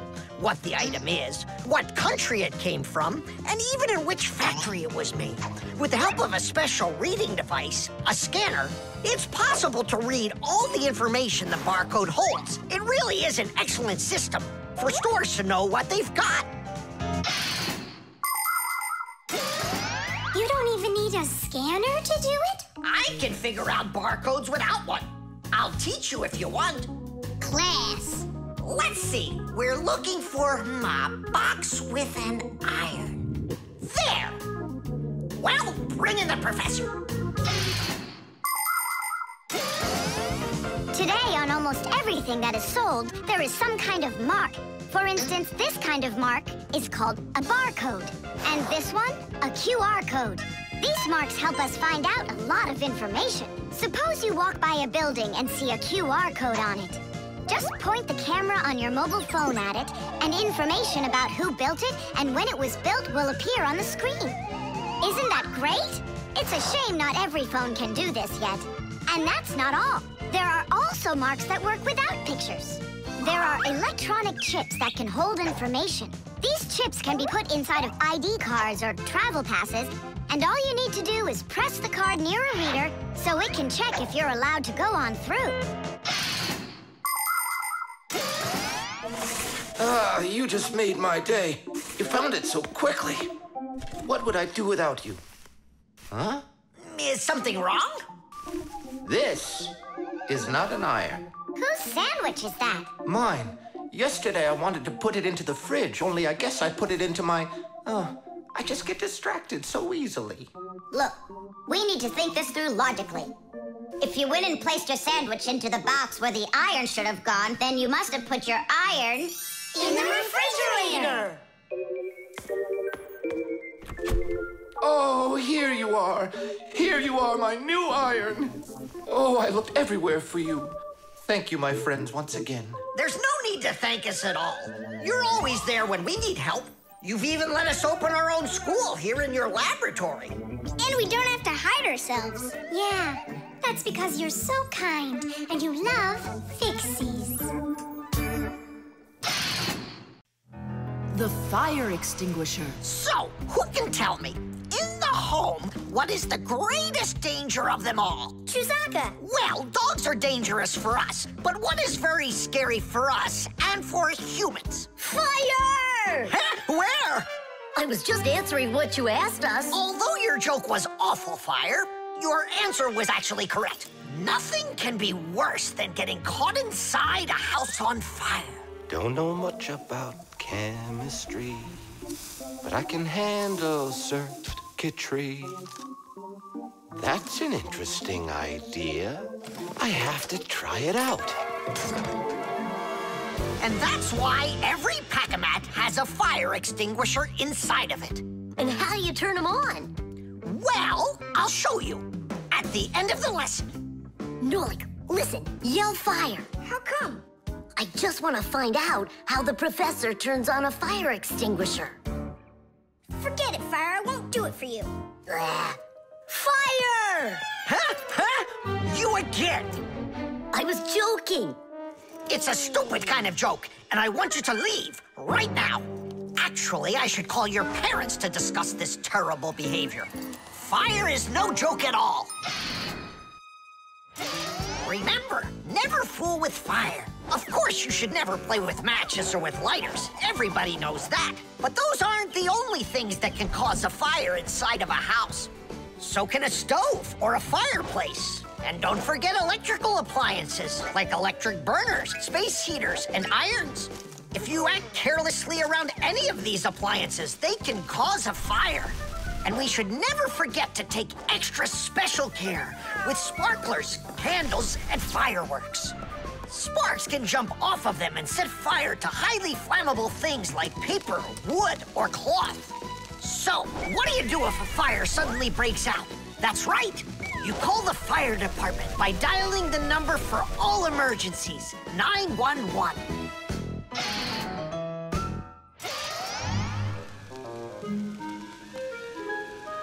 Huh? What's going on? No way. No way! Fire? It's burning for real! Fire! What do I do? Oh, yeah! I need a fire extinguisher!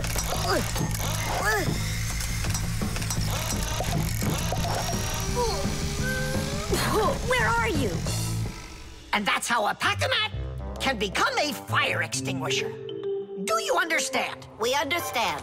There's a fire! It's over there! Enough! You don't know when to stop fire? I'm not joking this time. Please believe me, it's there. Nice try, Fire. Oh, look, he even used smoke this time. No, Simka, that smoke's from a fire. Uh-huh. I'm sure that this time it's for real. It's the truth. I swear I'm not lying. This time I think it's true. He's not joking. We've got ourselves a real fire here. Tula, Simka, turn off the soldering iron. Uh-huh. Got it. Be careful, kids. You have to stay back here away from the fire. And what can I do to help? Take out your fire extinguisher.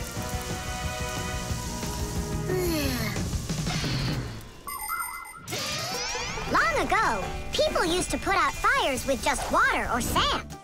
Today, people also use fire extinguishers. Fire extinguishers are cylinders with hoses.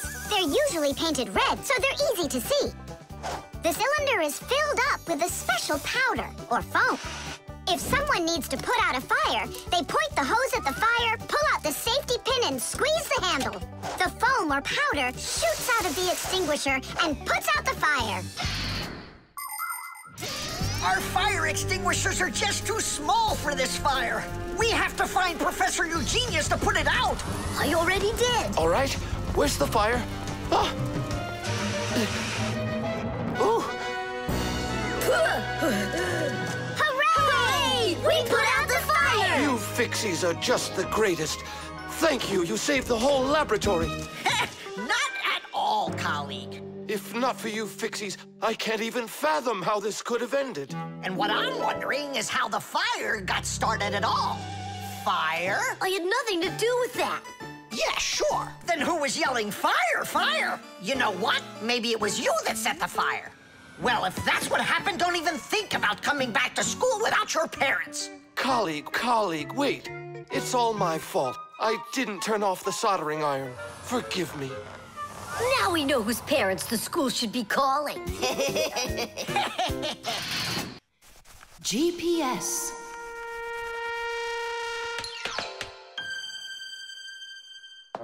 And 3, 4. Stop.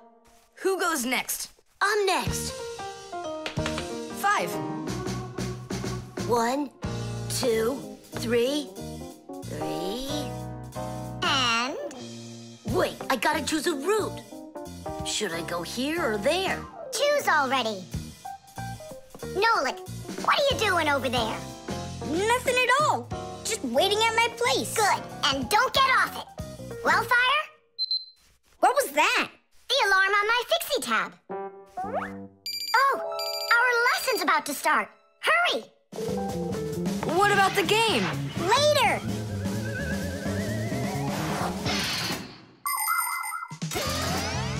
As soon as young Fixies enter their first year of Fixie school, everyone gets their own Fixie tab. It's a little computer that can do anything at all. Well, almost anything at all. Studying with a Fixie tab is fantastic. You can read it just like a book and write in it just like writing in a notebook. You can use a Fixie tab to listen to music, watch movies, find your way around, and talk, text, and send letters to your friends. And if you want, you can use a Fixie tab to go on to the internet that humans use, or you can visit the secret Fixie internet, where you can find news about the world of the Fixies. And Fixie tabs have games on them, too. Of course, these games can be a lot of fun, but you shouldn't play games until your homework is all done. Faster, or we'll be late. I know a shortcut we can use. This way.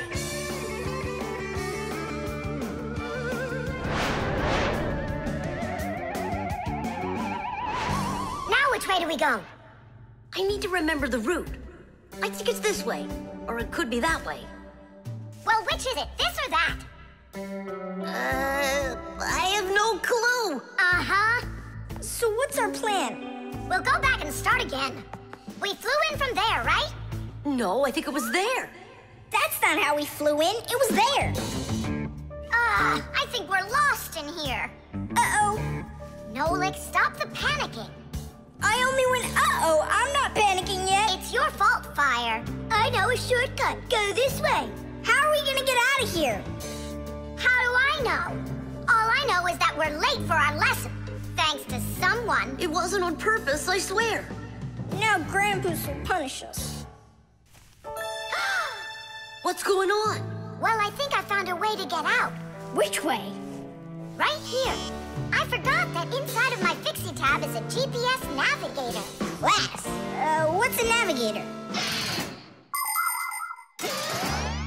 A GPS navigator is an interactive electronic map that can help you find your way around. The navigator can figure out where you are by using signals that are sent to it from satellites. All you have to do is type the address of the place you want to go into it, and the GPS can figure out a route to get you there. And then it helps you as you go by telling you where and when you need to turn, so you can easily get to your destination. Let's see. Right now, we're here. And where do we need to go? You know where, to school. But where is that? Are you joking? In the laboratory of Professor Eugenius. Can you be quiet? Where do you want to go? The laboratory of Professor Eugenius. Please wait while I chart out the route. Ha! It did it! The navigator says to go there. Hey, what are you doing over there? Come on!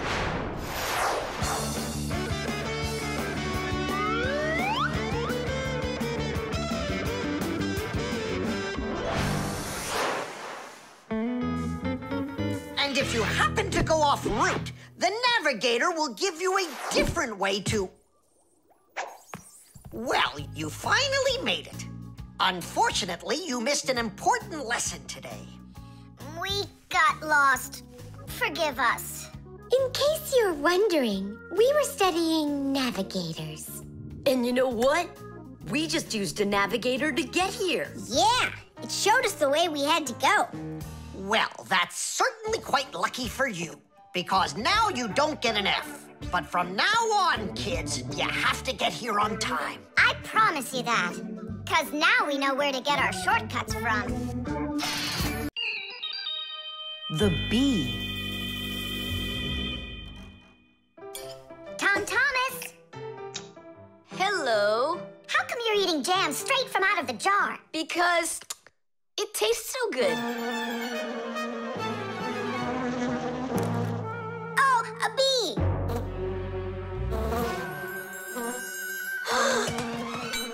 Shoo! Get out of here! Leave it alone! It's just a plain old bee! Well, I was bitten by one of those plain old bees once. Tom Thomas! Don't do it! Go away, you pest! Flies are pests. Bees are very helpful and useful. How can a bee ever help us out? Bees are hard workers. They are constantly collecting nectar from flowers. Flying from flower to flower, bees transport pollen on their bellies. Thanks to this process of pollination, flowers produce fruit and seeds. In other words, bees help plants reproduce. The bees use the nectar they collect to make that delicious sweet honey loved by kids of all ages. And bee honey is not only delicious, it's also nutritious. So I'm still afraid of it. What if it bites me? Bees don't bite, by the way. They sting ya. Ah! Ah!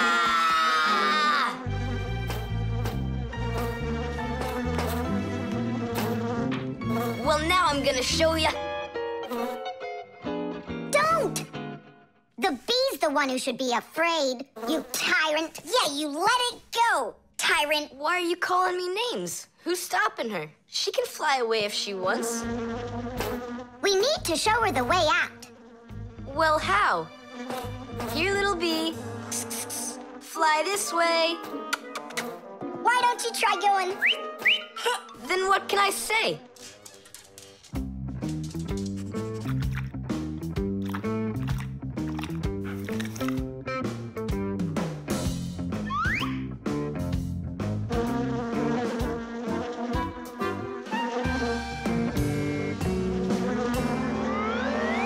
Chewsocka, don't move. It'll sting you. It doesn't want to sting. Both of you like to eat sweets. You like eating jam, and so does the bee. Why don't you carry Chewsocka to the window? Go on, fly. No, that's not gonna work. You need to go and get more jam. Here, little bee. Yum, yum. Go on and fly. You're free. Let her eat first. Don't be greedy. I'm not being greedy. If she eats, she can make honey out of your jam. Long ago, people could only collect honey by destroying the nests of wild bees. And that went on until someone came up with the idea of taming those insects. They started by leaving enough honey for the bees to survive through the winter. People took care of bees in these hollows until they learned to build small houses for them called beehives. And a town made of these bee houses is called an apiary. Bees live and work together in the beehives making honey, while beekeepers take care of the bees and collect the honey. Bees are real team players. They tell each other where the best flowers grow. Do you know how they do it? One of the bees does a dance, and then the rest of the bees watch the dance and learn where they need to fly. You poor thing. Tom Thomas tired you out. I told you there's nothing to be afraid of. You see? She's just so nice and kind. I'm not afraid of her. She wouldn't let me eat my jam, that's all. Well, now it's time for you to fly away. Whoa! She's playing rough here. I want to try. Nolik. You're too little. You'll have to grow to do this job. Whoa, whoa, whoa. Calm down now. Now let's fly. Hey, Simka, the window's back there. I can see that without you. So how can I get need you to turn around. Cool. Hooray! She's listening to me. Phew! Woohoo! Don't miss the window. Now! So long, honeybee. Tidish! Tom Thomas, do you have any more of that jam left? Yeah. What for? Bring it here. We'll get more bees to fly in. How come? What do you mean, how come? Because it's my turn for a bee ride. The elevator.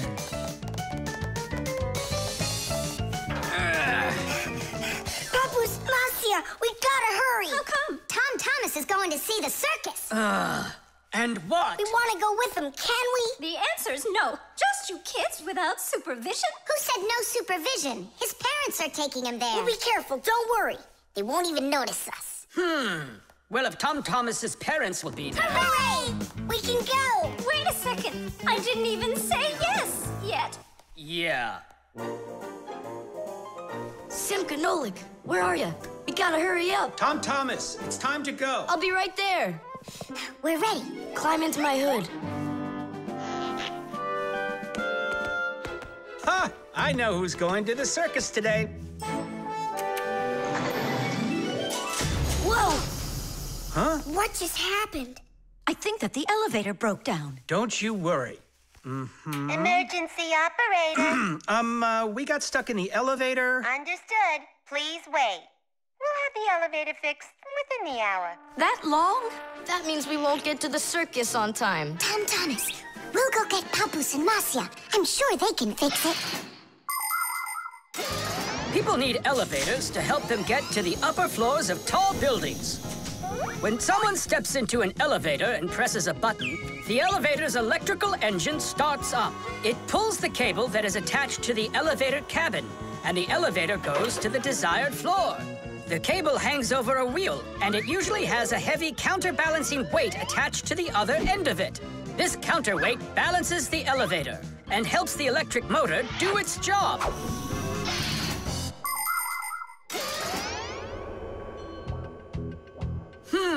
I wonder what the reason is.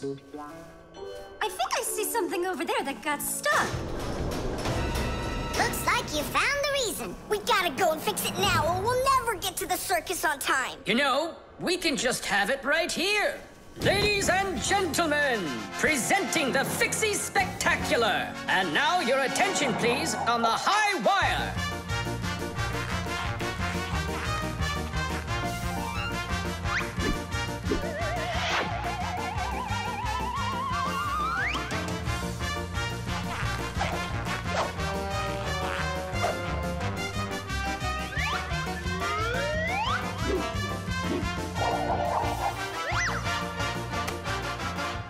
Whoa! Just don't look down! Then I'll close my eyes and I won't look anywhere at all. Ow! And now we bring you our very own aerial gymnasts.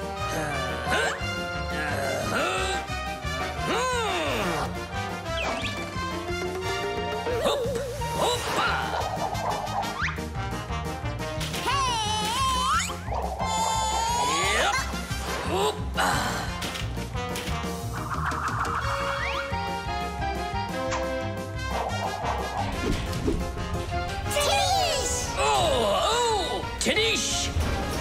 Our next act, feats of strength. It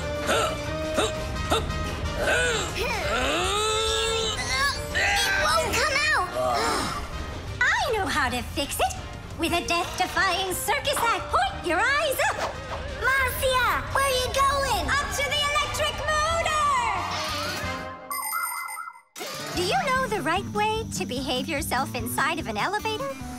First of all, small children should never get into an elevator by themselves. They should only go in with their parents or other adults they know well. When getting onto an elevator, the adult should always enter first and then the child. When it's time to get out, it's the other way around. First the child leaves and then the adult. If you are taking a dog onto an elevator, make sure its tail and leash are completely inside so they don't get stuck in the door. And there's one more thing.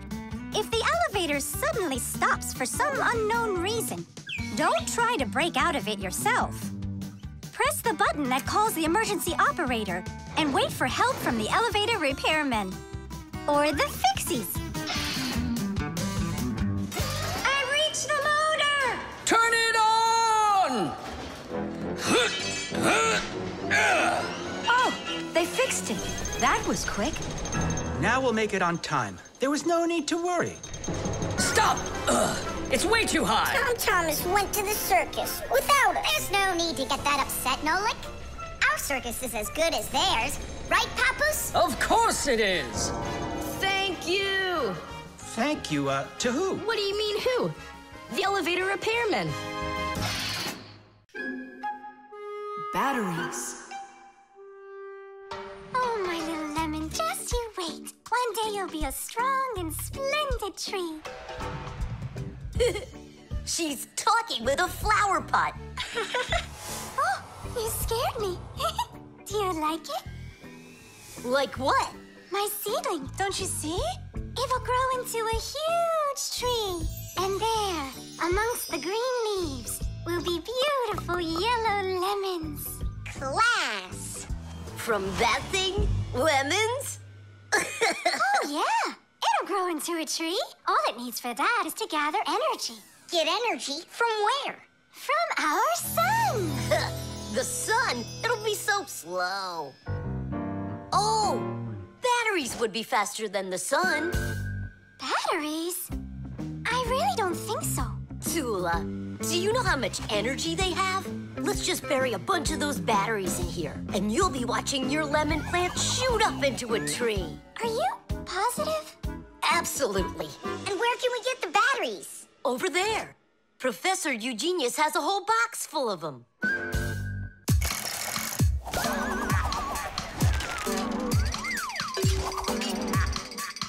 Batteries, batteries. We use them every day and need them by the ton.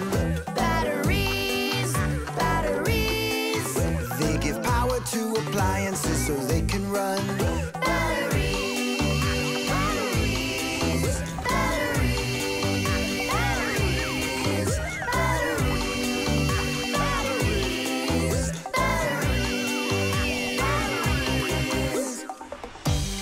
That does it. We'll be seeing the first lemons before the week's over. The first battery in the world was made in Italy more than 200 years ago. When two different kinds of metal were placed in salty water, electricity started flowing through a wire from one piece of metal to the other. Many years have passed since then, but batteries still work in pretty much the same way. Today, you can find batteries being used for electricity just about everywhere. Tiny batteries are used inside of wristwatches, while big batteries can power cars and even ships. With new batteries being produced by the millions, we have to think, how should we get rid of the old ones? You can't just throw away batteries because they'll poison our soil and water. The best way to dispose of batteries is to take them to a special collection station that sends them to factories for recycling. Yes, it's a terrible idea to bury batteries. You can kill any plants that are growing there. And this is the very reason why Professor Eugenius puts all of his used batteries in that box over there, so he can dispose of them properly. Hey, where are they? Oh, my seedling! We harmed you! What? Where are the batteries? They're in the flower pot. How come? So the lemons would grow faster. From the batteries? Who came up with that idea? It will die! Hurry! We gotta go save it! The soil's contaminated. We've got to find a new home for this seedling. But where? Over there. There's a pot with healthy soil. Let's do it!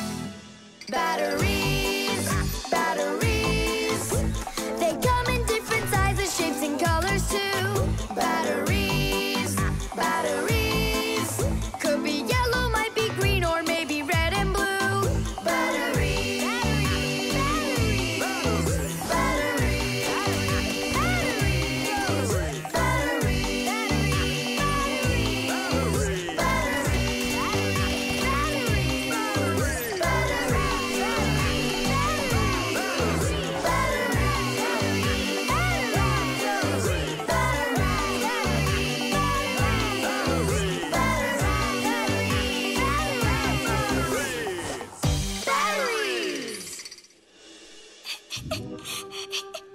cry, Tula.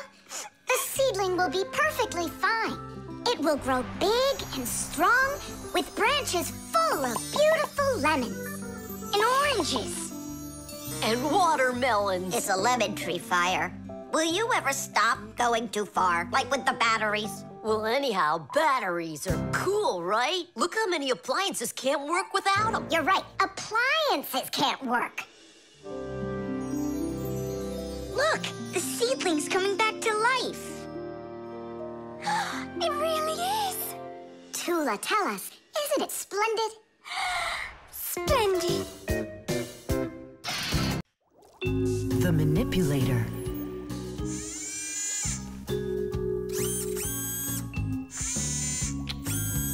Well, what do you say, Professor?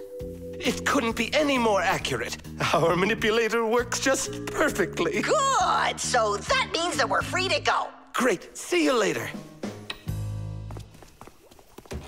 All right, finally. Now it's our turn to experiment with that manipulator. And do you know how to operate this manipulator? Why do you think we were spying? A manipulator is a kind of mechanical arm that people use for difficult or dangerous work.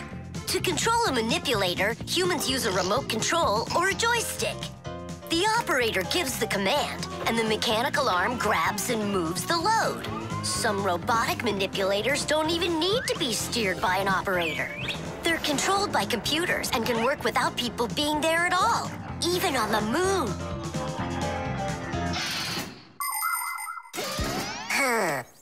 What is this button for? Uh-huh. How about this one? Uh-huh. Would you like to take a ride? Right now? You're scared. Scared? Not one bit. Then off we go. Yeah, cool. Ha, this is totally awesome. Well, hang on. This is gonna get even awesomer. Professor?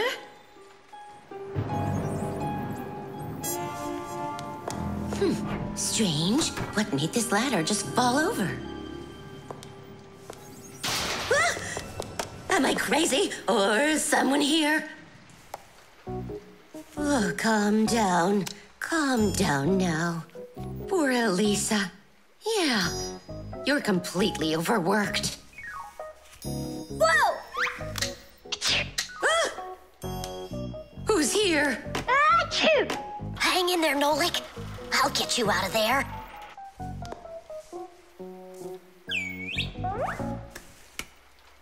My compact's gone. Oh dear, what's going on? Ah! Stop this nonsense right now, or I'll call the police on you. I don't believe in ghosts. I don't believe in ghosts. I don't believe in... Ah! Where are you pulling me? I'm going to faint. I'm warning you. That's all. Goodbye. Ah. Throughout the world, humans use manipulators for all sorts of work. In factories, manipulators are used to lift and move heavy loads. They can also hand out the parts needed for assembly or even attach these parts themselves. In hospitals, more precise manipulators are used by doctors to help perform operations. Manipulators are also used in places where the work is simply too dangerous for people. For instance, where there are deadly chemicals, or places where humans can't get to easily, like somewhere underground where there isn't enough space to move, or deep under the water. Or in outer space where there's absolutely no air to breathe. So you see, mechanical arms are helpful in all sorts of places where humans are unable to reach things with their own arms. Hang on, Nolik. How can I get that thing open? Ugh, I got it!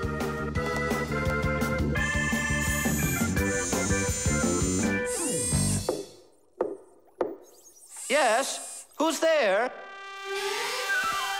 Ah! What's going on? Achoo! Nolik? What are you doing in there? Achoo! We just took a little test flight. Is this yours?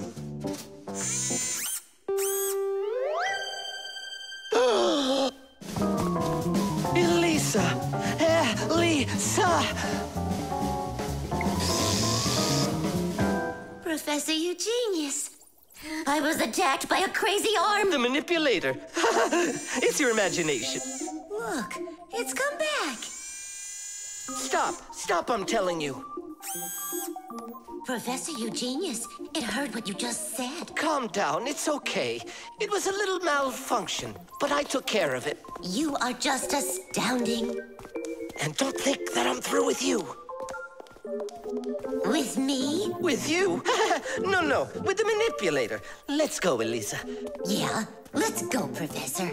Great job, Fire. And why fire? The suction cup.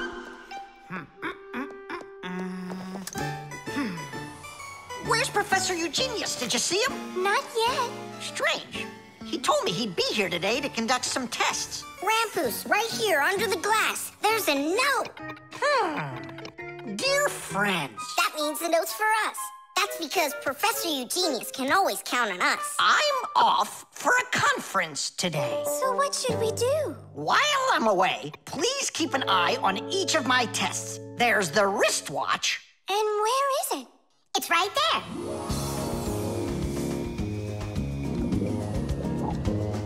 Look!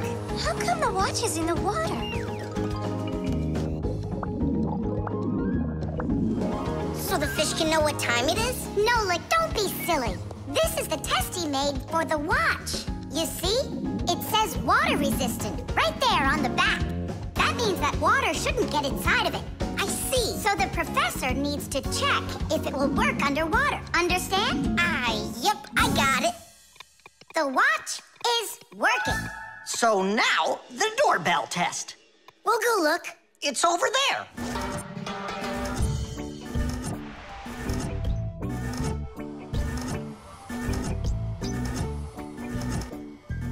What's that thing doing? It tests the button to see how fast it wears out.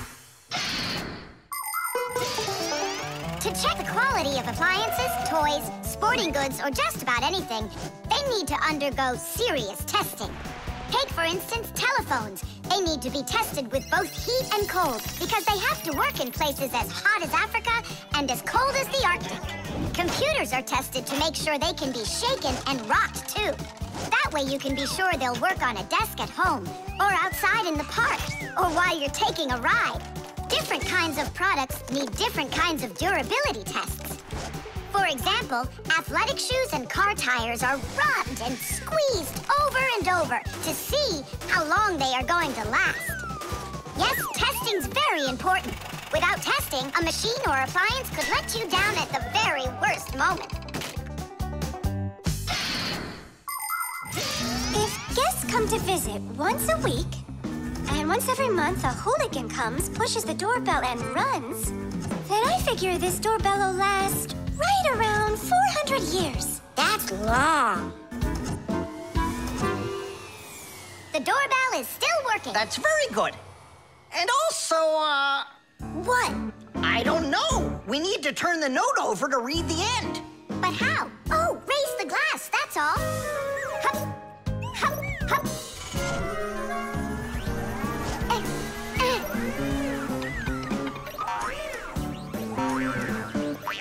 I can't get a hold of it. We should find a suction cup. A suction cup? Suction cups are made out of rubber or other elastic materials. When a suction cup is pressed against a smooth surface, the air inside is squeezed out. The air outside wants to get back in, and so it pushes down on the cup. The rubber edge of the cup won't let the air leak in, so the outside air keeps pressing down, and the cup keeps on sticking. And that's how a suction cup sticks to a surface by using the power of air. Wait a minute. I know where there's a really big suction cup that we could use.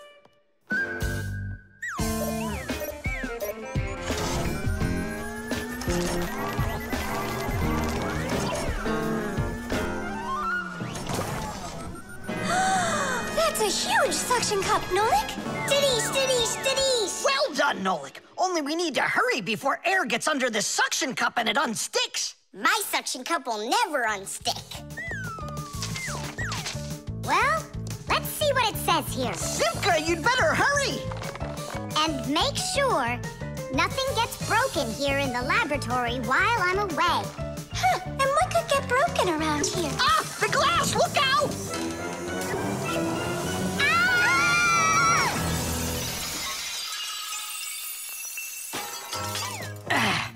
Yeah, so much for that. And who's going to clean up all this broken glass? You don't know? Nolik. He told us to use that suction cup. Simka, she was reading way too slow. Listen, there's no need to fight. I came up with the idea of the suction cup. I should clean this. Come on now, Grandpoos. We'll clean up this mess. Professor, I still think the suction cup was a great idea. Friction.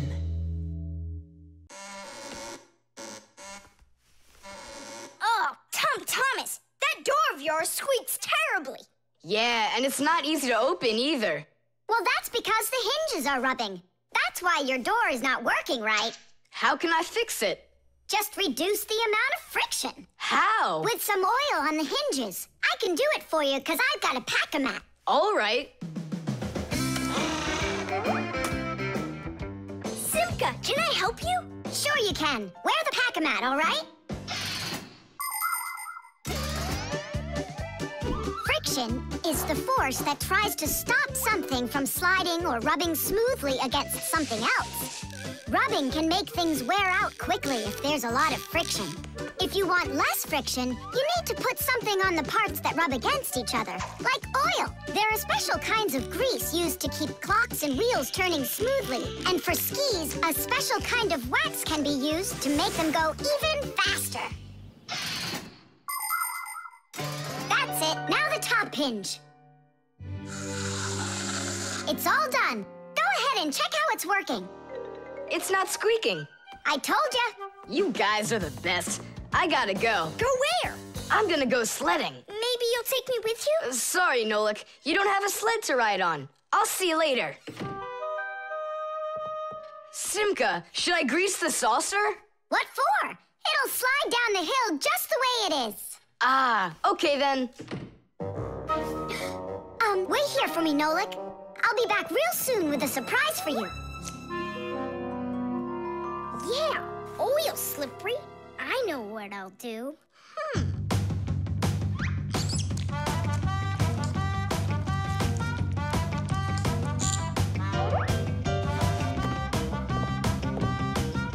Wow! Talk about no friction!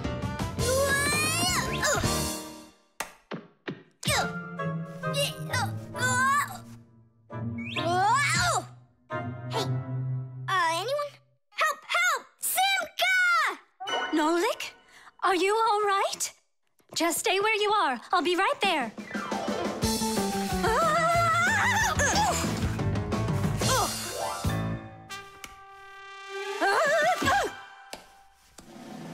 Papoose! Help us, please! Who called for me? Help is on the way! Hey, what are you up to? Grandpa, stay away from here! You'll fall over! Huh? What did you say? Stay where you are!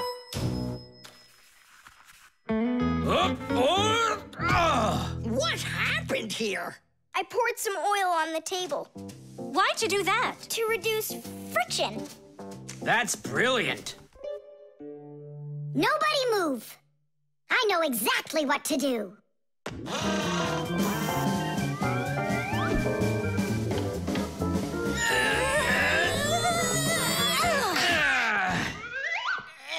And what was the problem you had with the friction? I want to see all of this oil gone in 5 minutes. Engineers are in a constant battle with the force of friction. They want less friction so that cars will run faster and their parts will wear out less quickly. But just imagine what the world would be like if all of a sudden there was simply no friction at all. Everything would start slipping out of our hands and falling off the table. Knots would untie themselves, and that's not the half of it. Cars wouldn't be able to run without friction either. Wheels would spin around and around in one place, unable to grab onto the road. we wouldn't even be able to walk. Because when we walk, we move forward by pushing off the ground with our feet. And how can we do that without friction? We can't. So now I think you can see why it's not so bad to have a little bit of friction in our lives. Whew, we cleaned it. But it's still so stinky. Nolik, I completely forgot. I promised you a surprise. Look, what is it? I made you your very own saucer for sledding. Oh, that's great. Only, what good is this thing without snow? Nolik, hey! Look what I've got for you. Snow? Yeah. Is it real snow? Really? Yep. Now you've got your very own hill to sled on. This is great! What an awesome surprise! And you don't need oil to make it go quickly. Yeehaw! The disguise. Ugh, good. Tom Thomas, why do you need a second aquarium? Especially without any fish. First of all, it's a terrarium. And it's not for fish, it's for lizards and snakes. Ooh. My friend Katya asked me to take care of him while she's away. That's why I brought him here. Take care of who? There's no one in there. Ah! What is that? It's a chameleon, Nolik. I think he's awesome. It's a bad idea to take him out. He might run away. Don't you worry, I got him. What a monster. But how come I couldn't see him before? It's because a chameleon knows how to disguise himself by changing the color of his whole body. Have you ever seen a military uniform? They have special patterns and colors that help soldiers hide. That's called camouflage, and people learned it from animals.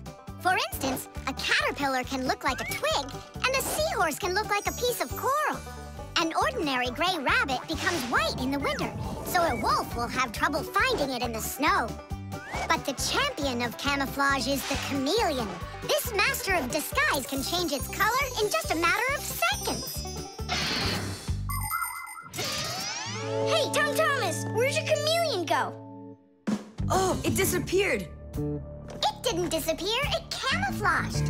He won't hide for long. Let's find him.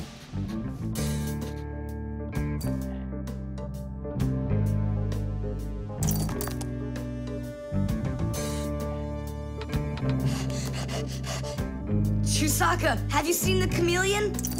Where is he?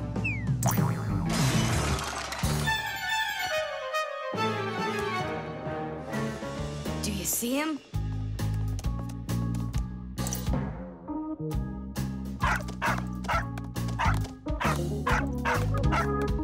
No, he's not gonna let us catch him. We're gonna have to trick him into coming to us. Uh-huh. We can set a trap with something that he likes. What do they like, I wonder? What else? They're food. And what do chameleons eat? Well, like flies or caterpillars, roaches. Where's the fly gonna come from? Well, what if... What?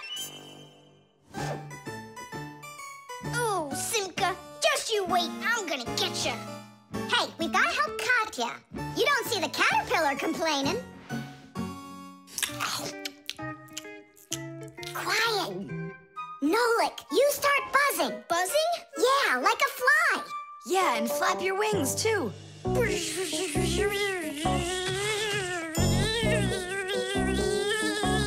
Simka, how long do I gotta keep doing this? Until the chameleon shows himself.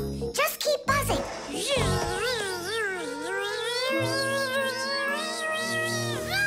Tom Thomas, there he is. Grab him.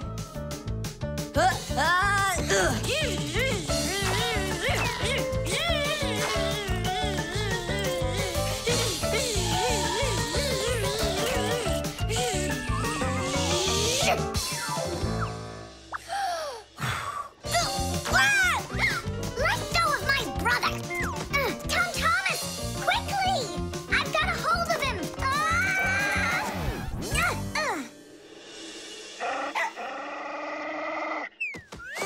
Yep, I gotcha.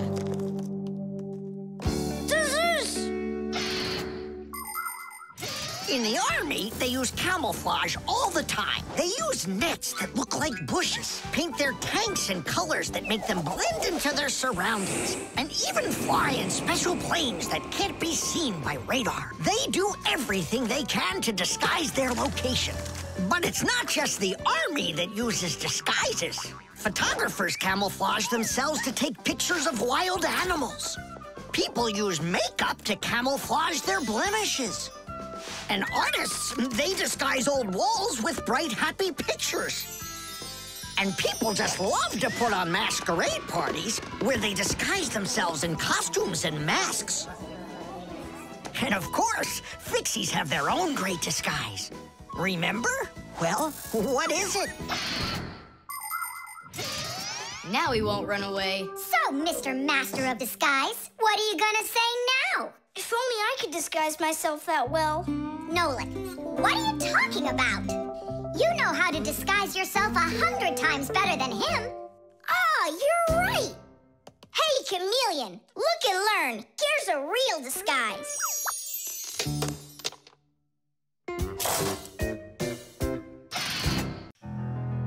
The Fixie phone. Tom Thomas. Huh?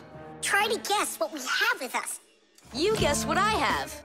A banana. A race car. No, not that. Chocolate. A pair of socks. Ha! Do you give up? My dad bought a new phone for himself and gave me his old one. He said I can keep it. Oh, wow. And what have you got? Look! Ah, you got a telephone too. It's better than that. This is a Fixie phone. Papu's got himself a new Fixie phone, and he gave this old one to Simka. And can you make calls on it? Take a guess. Come on, let me show him.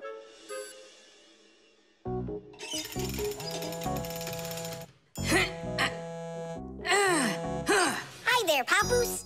Hi, Nolik. Why are you calling? Just to say hi. Nolik, don't just call me if you know I'm working. All right. See that? So what? I can make calls on my phone. Calls to humans, that is. But to Fixies, you can't. A Fixie phone is a smartphone made just for Fixies. Not only can Fixies call each other with it, but they can get onto their own special Fixie internet. On a Fixie phone, you can find a camera, a flashlight, news, games, movies, and Fixie ditties. Those are the Fixies' favorite songs. Fixie kids love them, and so do their parents, because Fixie phones can easily let parents know where their kids are and whether or not they're in trouble. Over the years, humans have learned how to turn telephones into mobile phones and mobile phones into smartphones. They use them to call each other and to go onto their internet. A smartphone is almost as powerful as a computer, but they still have a long way to go to be as good as Fixie phones. Yeah, that's really cool, guys. Only this phone does the same. But can your phone do this? Take a look over here. You mean here? It's just a mouse. And now, look here. Whoa! But he's not on there. But look, he's here. And that's not all. Watch. A mouse helps the user navigate around the computer. And when we move it... You get it? No one else can see the Fixie except for you. And he can help you. Super! Oh, it'd be great to have my own Fixie phone. What are you talking about? You're not a Fixie. What a shame. I'm off to school, guys. He gets so upset. He even forgot to take his phone. I have an idea.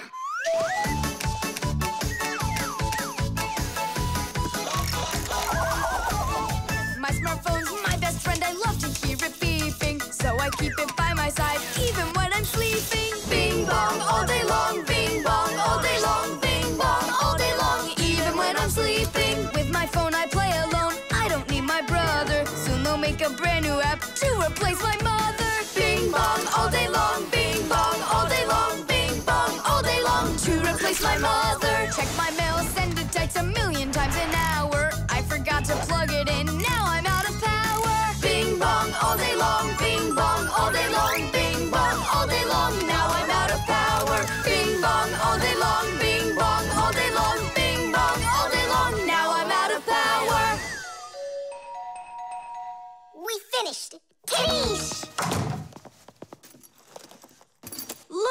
It's a... Surprise! Wow, this is great! Now I've got my own Fixie phone. It's just like you've got. Well, pretty close. Tom Thomas! Tom Thomas, let me use your phone to call myself. I need to find my phone. Oh, wow. You've changed everything in here. Where am I? I guess I'm Papoose. Huh, what a funny name you came up with for me.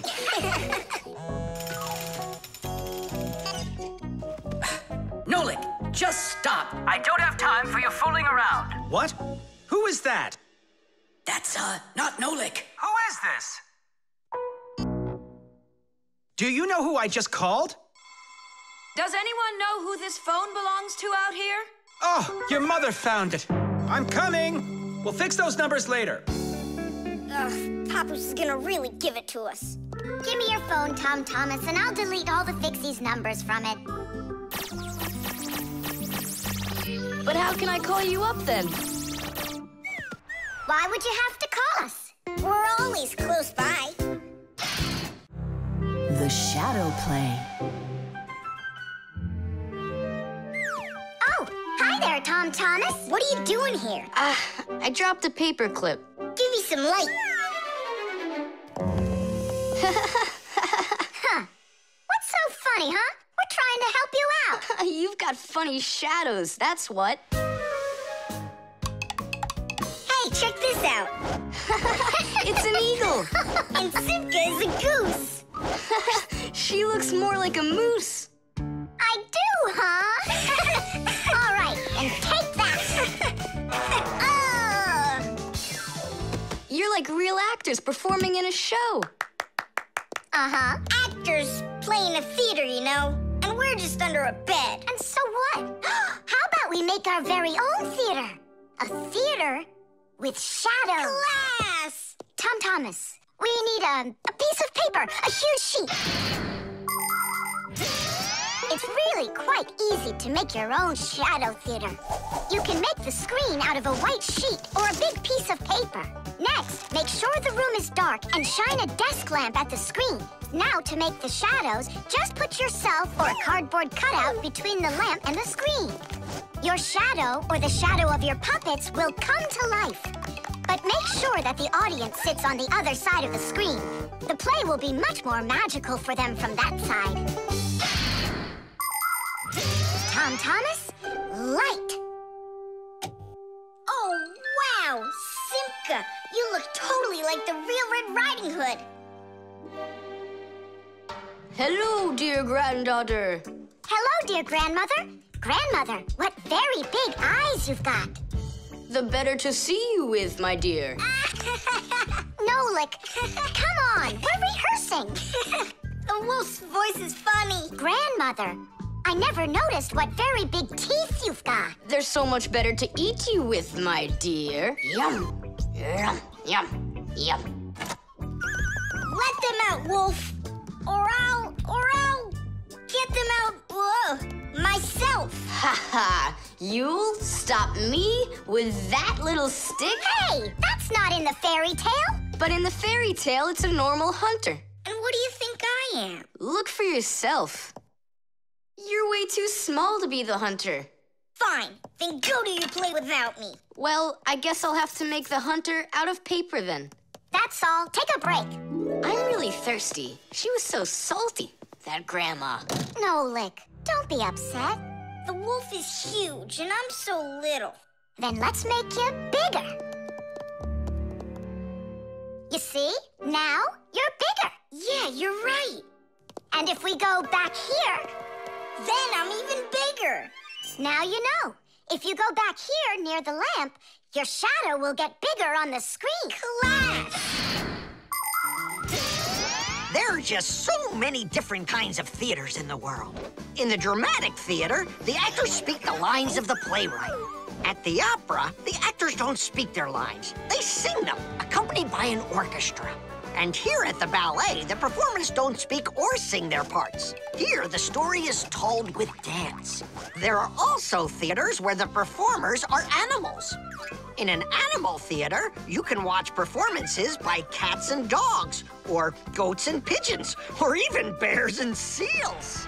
There are also theaters where the stories are told by puppets. To tell the truth, the puppets are brought to life with the help of people. Yes, there are so many different kinds of theater. My favorite is the Shadow Theater. I think it's the most beautiful and mysterious theater of them all. Hello, dear grandmother. Grandmother, what very big eyes you've got. The better to see you with, my dear. And grandmother, what great big sharp teeth you've got. Oh, the better to eat you up with, my dear. Ooh, just wait. Aha, Wolf, I've got you.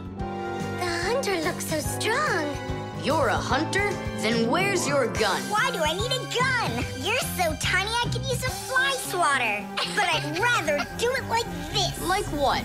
With my bare hands. Way to go! Hooray!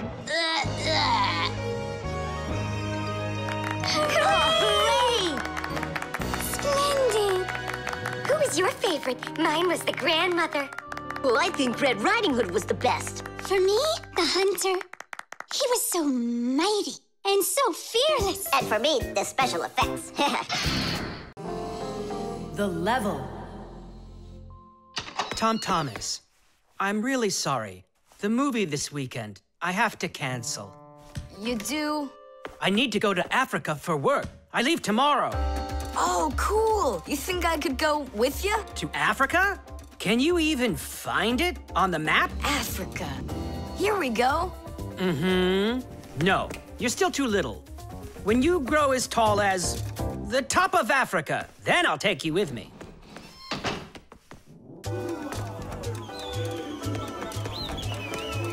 Here, there,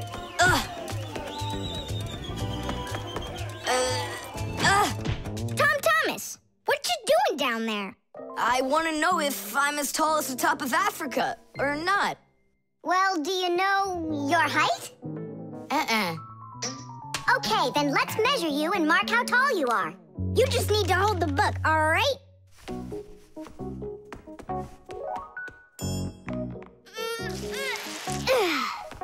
Simka, how do we measure what's higher? The top of Africa or this line over here?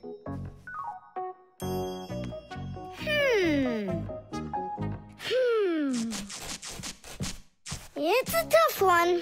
We need a piece of flexible, clear tubing. Oh, I can get it for you. I know where it is. And we'll build a simple tool to find out the answer. It's called a water level. Let's do an experiment. First, we'll pour water into 2 bottles. A little bit more into one, and a little less into the other. Now we'll connect them with a tube so that the water can flow between them. You see? The water flows and flows, and then it stops. It stops when there's the same amount of water inside of both bottles. And if we do this with a simple tube, it becomes a useful tool called a water level, in which the water on both sides is always the same height.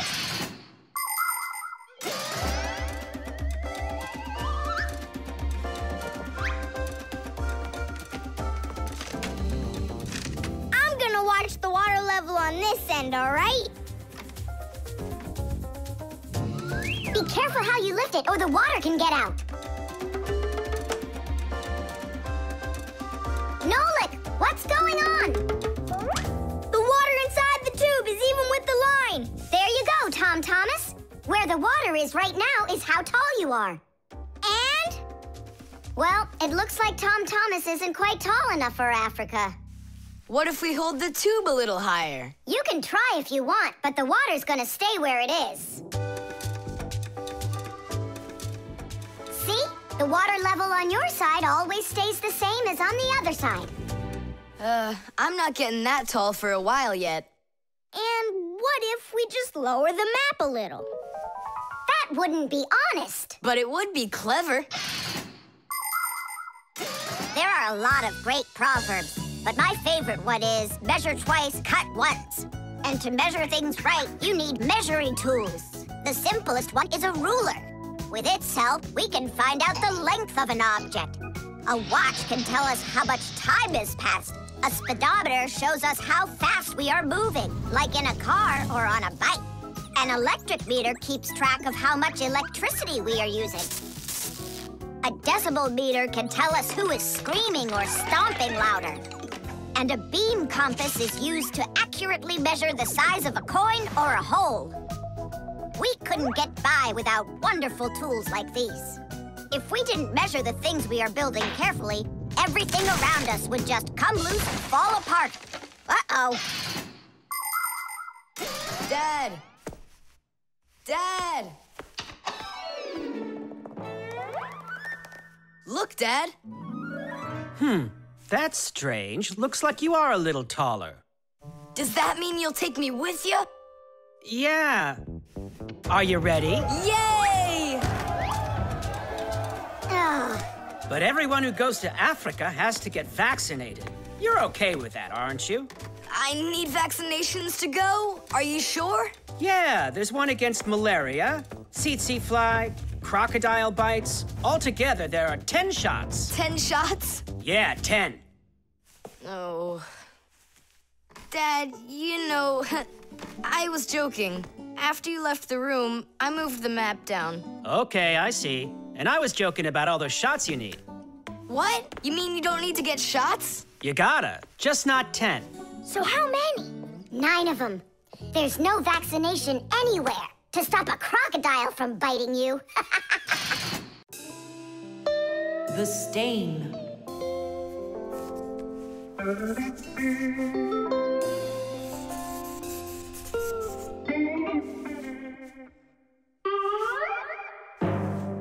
Thomas, what's going on? If you really want to watch TV, then you gotta turn it on first. I'm not watching it, I'm looking at my reflection. I'm working on a self-portrait. And which shelf will you be painting in your shelf portrait? It's not a shelf portrait, it's called a self-portrait. It's when an artist draws or paints a picture of himself. Of himself? Ha! You think you've got muscles like this superhero I see here on this paper? How can I see exactly what my muscles look like? And anyway, let the artist do his work. Thomas, your shirt! There's a spot! Oh no! Wipe it off, quickly! It's even worse. So now what? What we really need is Marcia. Ordinary dirt can be cleaned off with a brush or washed off with water. But there are stains that are not that easy to get rid of. Stains from fruit need to be soaked in hot water first. Blood stains, on the other hand, should never be washed in hot water. You can clean stains from paint or rust as well. Only for those, you'll need to use a special stain remover. But stain removers should only be used with the help of a parent or other adult that knows how to use them safely. Hey, I know a great way to do it. What do you use to get rid of pencil marks? An eraser. Only this shirt isn't paper. And so what? Let's try it. What's the harm? Now I've got 3 colors to get off. New idea.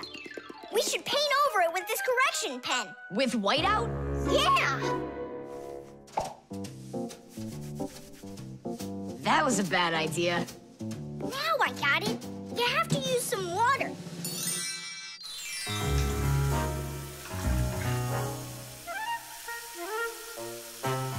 The wash should be better, don't you think? No, you can't wash whites with colors.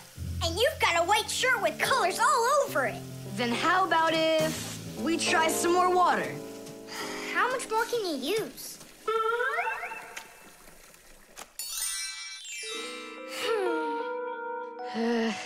Any more ideas? You know what? It's possible we did something wrong. Everything you did was wrong. You should have used a spot remover to clean off that stain. A spot remover? No way!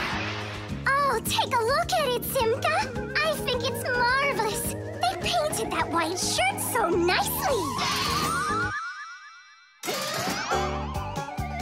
Tula is Simka's best friend. She's very tall, almost as tall as Papoose. Yeah, she's the tallest one in her class. And she's strong, too. Tula loves to laugh, and she does it louder than everybody. That's just the way she is, cheerful and kind. ready to help anyone who needs it, and making sure her friends are getting along. Of course, I don't like that she treats me like a baby, especially since she's the one that's a scaredy cat. She can even get scared of a cute little spider. And she believes in all sorts of silly superstitions and horoscopes. Tula will believe anything you tell her, which is really great because it makes it so easy to play tricks on her. But she takes it all in good fun. That's because she's Tula. It was on purpose, wasn't it? Well, yeah. Tom Thomas, no! Your mom will punish you for just one of them, and now you're gonna make more stains? Don't worry, Nolik. I forgot that this is an old shirt, and I'm allowed to get it all dirty if I want. And I tried so hard to clean it. Put another spot there. And over here. One in the middle, and a line over there. Splendid! That looks great!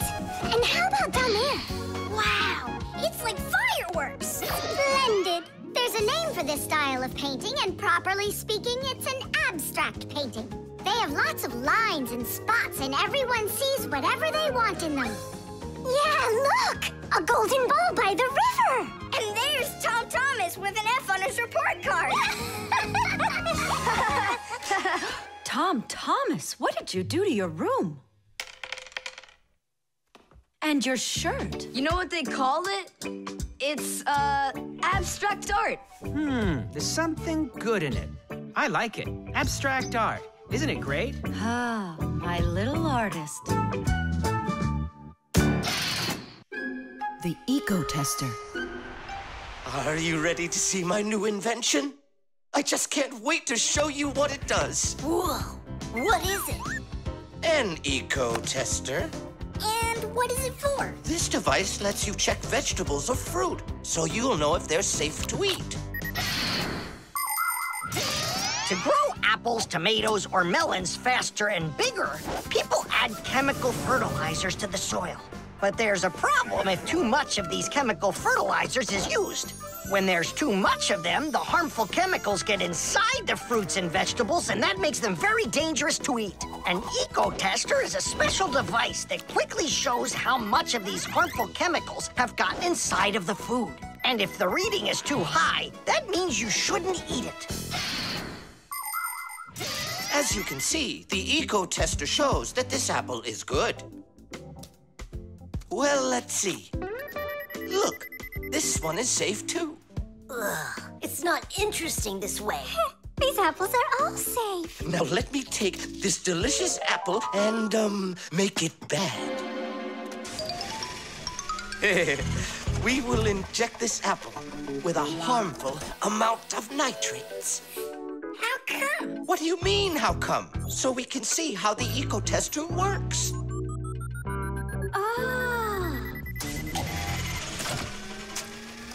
Whoa! Aha! So you see, the eco-tester clearly shows this apple is poisonous and can't be eaten. Is it only for apples or for any kind of fruit? Any fruit or vegetable. I can get a watermelon to show you. Could it really be true that watermelons can have nitrates too? Of course they can have nitrates. Humans often act without any concern for nature.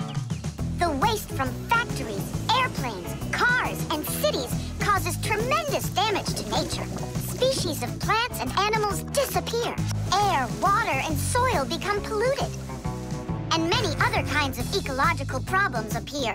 And humans shouldn't think that ecological problems are just nature's problems. Because when humans harm nature, they are also harming themselves. People breathe in the dirty air, drink polluted water, and eat food grown in soil contaminated with chemicals. If humans don't want to drink milk filled with poisons, and they want to eat ecologically clean fruits and veggies, then they must learn to treat nature as their friend. Hey, why don't we test these apples ourselves? Nolik, help me out.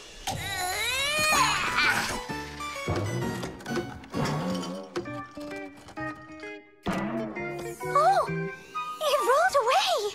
I don't care. That apple's poisoned with nitrates. Oh, apples.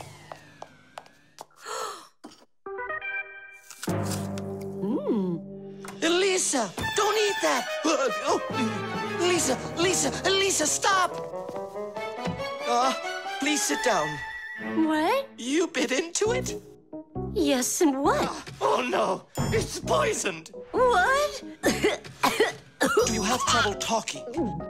Oh, yeah. You feel faint? Oh, I'm fainting. Lisa, hang in there. What?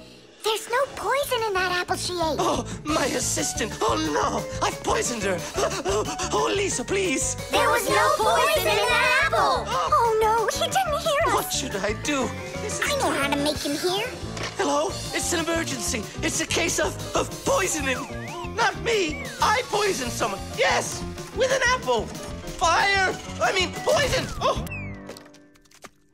Professor, this apple has no poison in it. The bad one rolled away onto the floor. Did it really?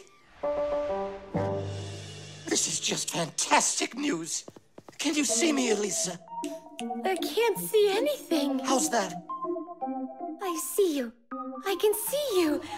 I can see again. I have great news. There's no poison at all in this apple. Are you sure? It's perfectly fine. Here, take a look. The eco-tester shows that there are no harmful chemicals inside.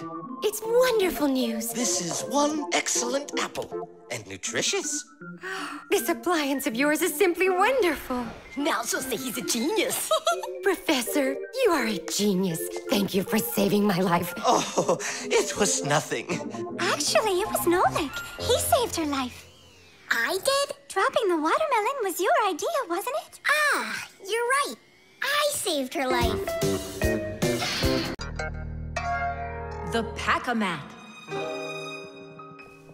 Simka, can I have the Pack-A-Mat? I'd like to practice with it a little before the exam. Take it.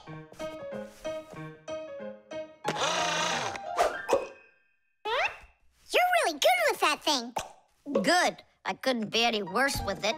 I wanted a vacuum cleaner. Actually, you were pretty close there. You did manage to get the hose at least. This is not at all funny.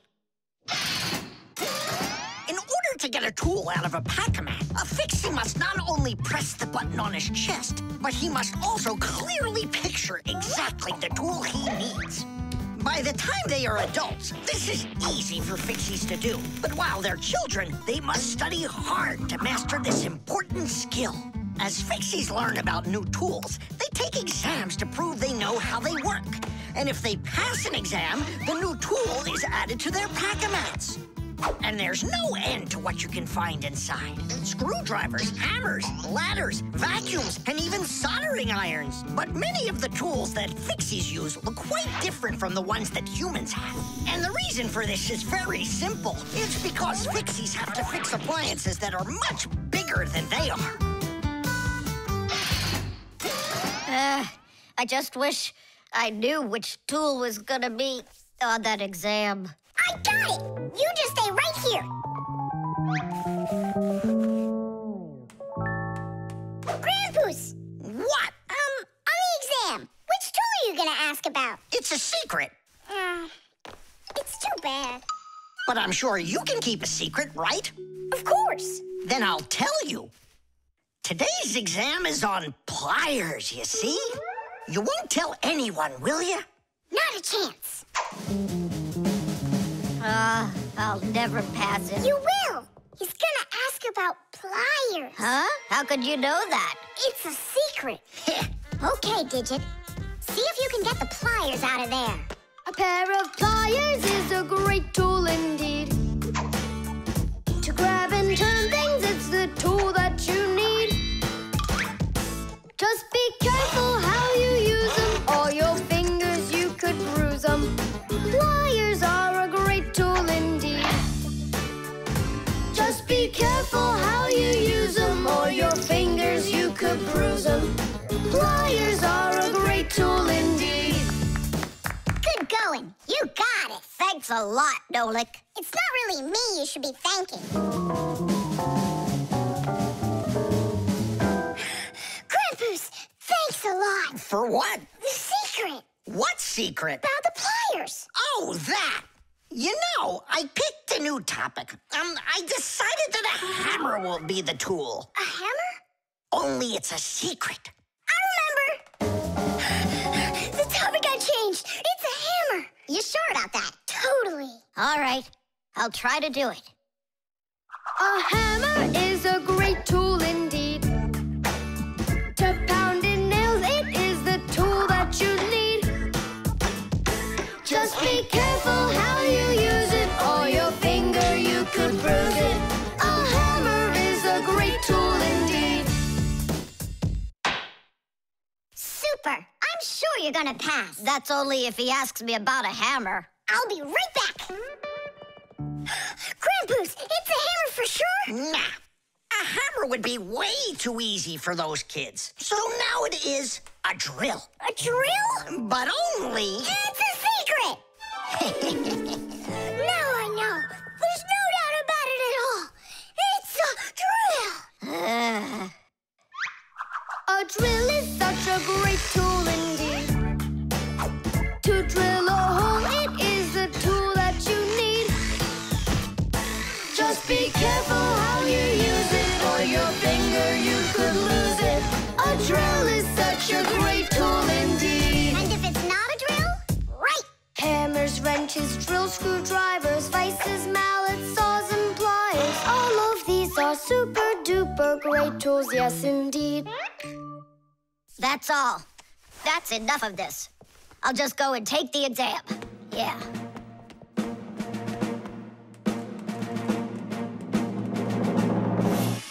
Digit, come on in. Professor, well, what do you want to ask me on today's exam? Nothing, you already passed. What?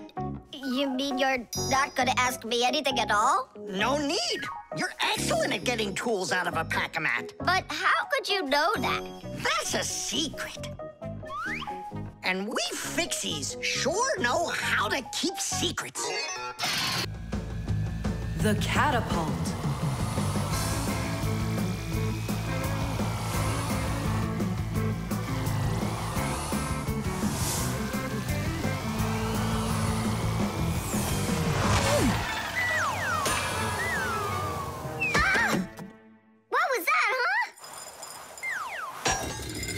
Strange.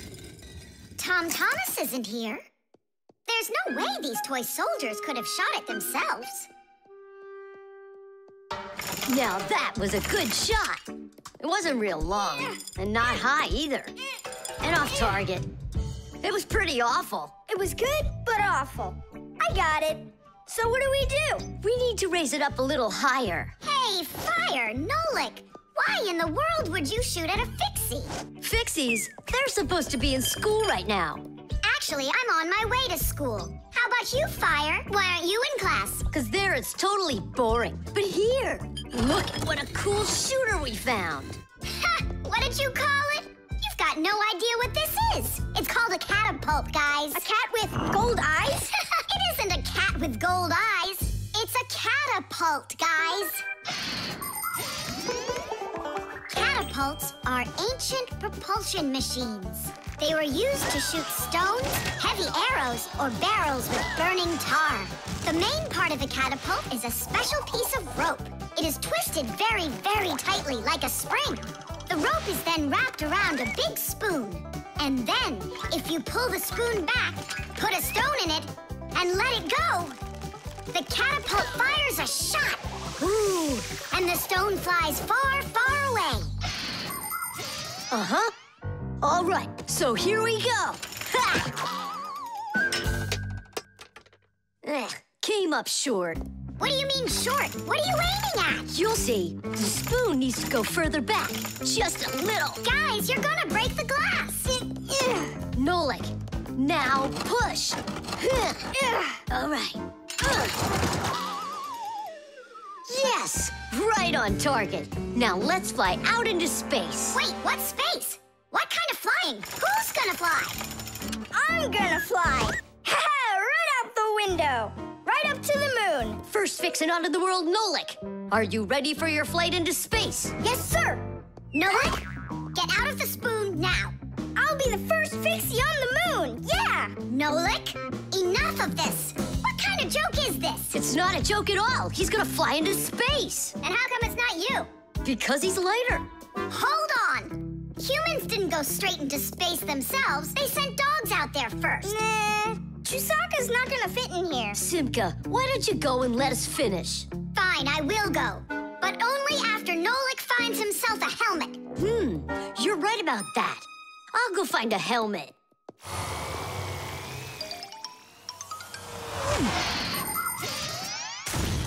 The catapult was invented in ancient times, but people still use them today. Only now, instead of launching stones, catapults are used to launch jet airplanes. You see, the runway on an aircraft carrier is quite short, so catapults are used to help the planes move fast enough to take off. Catapults can also be used to save the life of a pilot. When an airplane has an accident, a catapult activates in the cabin. The pilot is shot into the sky and comes back to the ground with a parachute. A plain old slingshot is also a kind of catapult. It's just a very little one. But be careful with this toy. It can be dangerous to others and to you too. As for us Fixies, the only time that we use catapults is on a peaceful mission. Habus, hurry! Our Nolik's getting shot to the moon with a catapult! What? And if I meet new Fixies up there, what should I say to them? Hi there. And you can ask them to launch you back. So? Let's do it! Fire! Launch it! Stop! Don't! Simka! Nolik! I'm not getting out!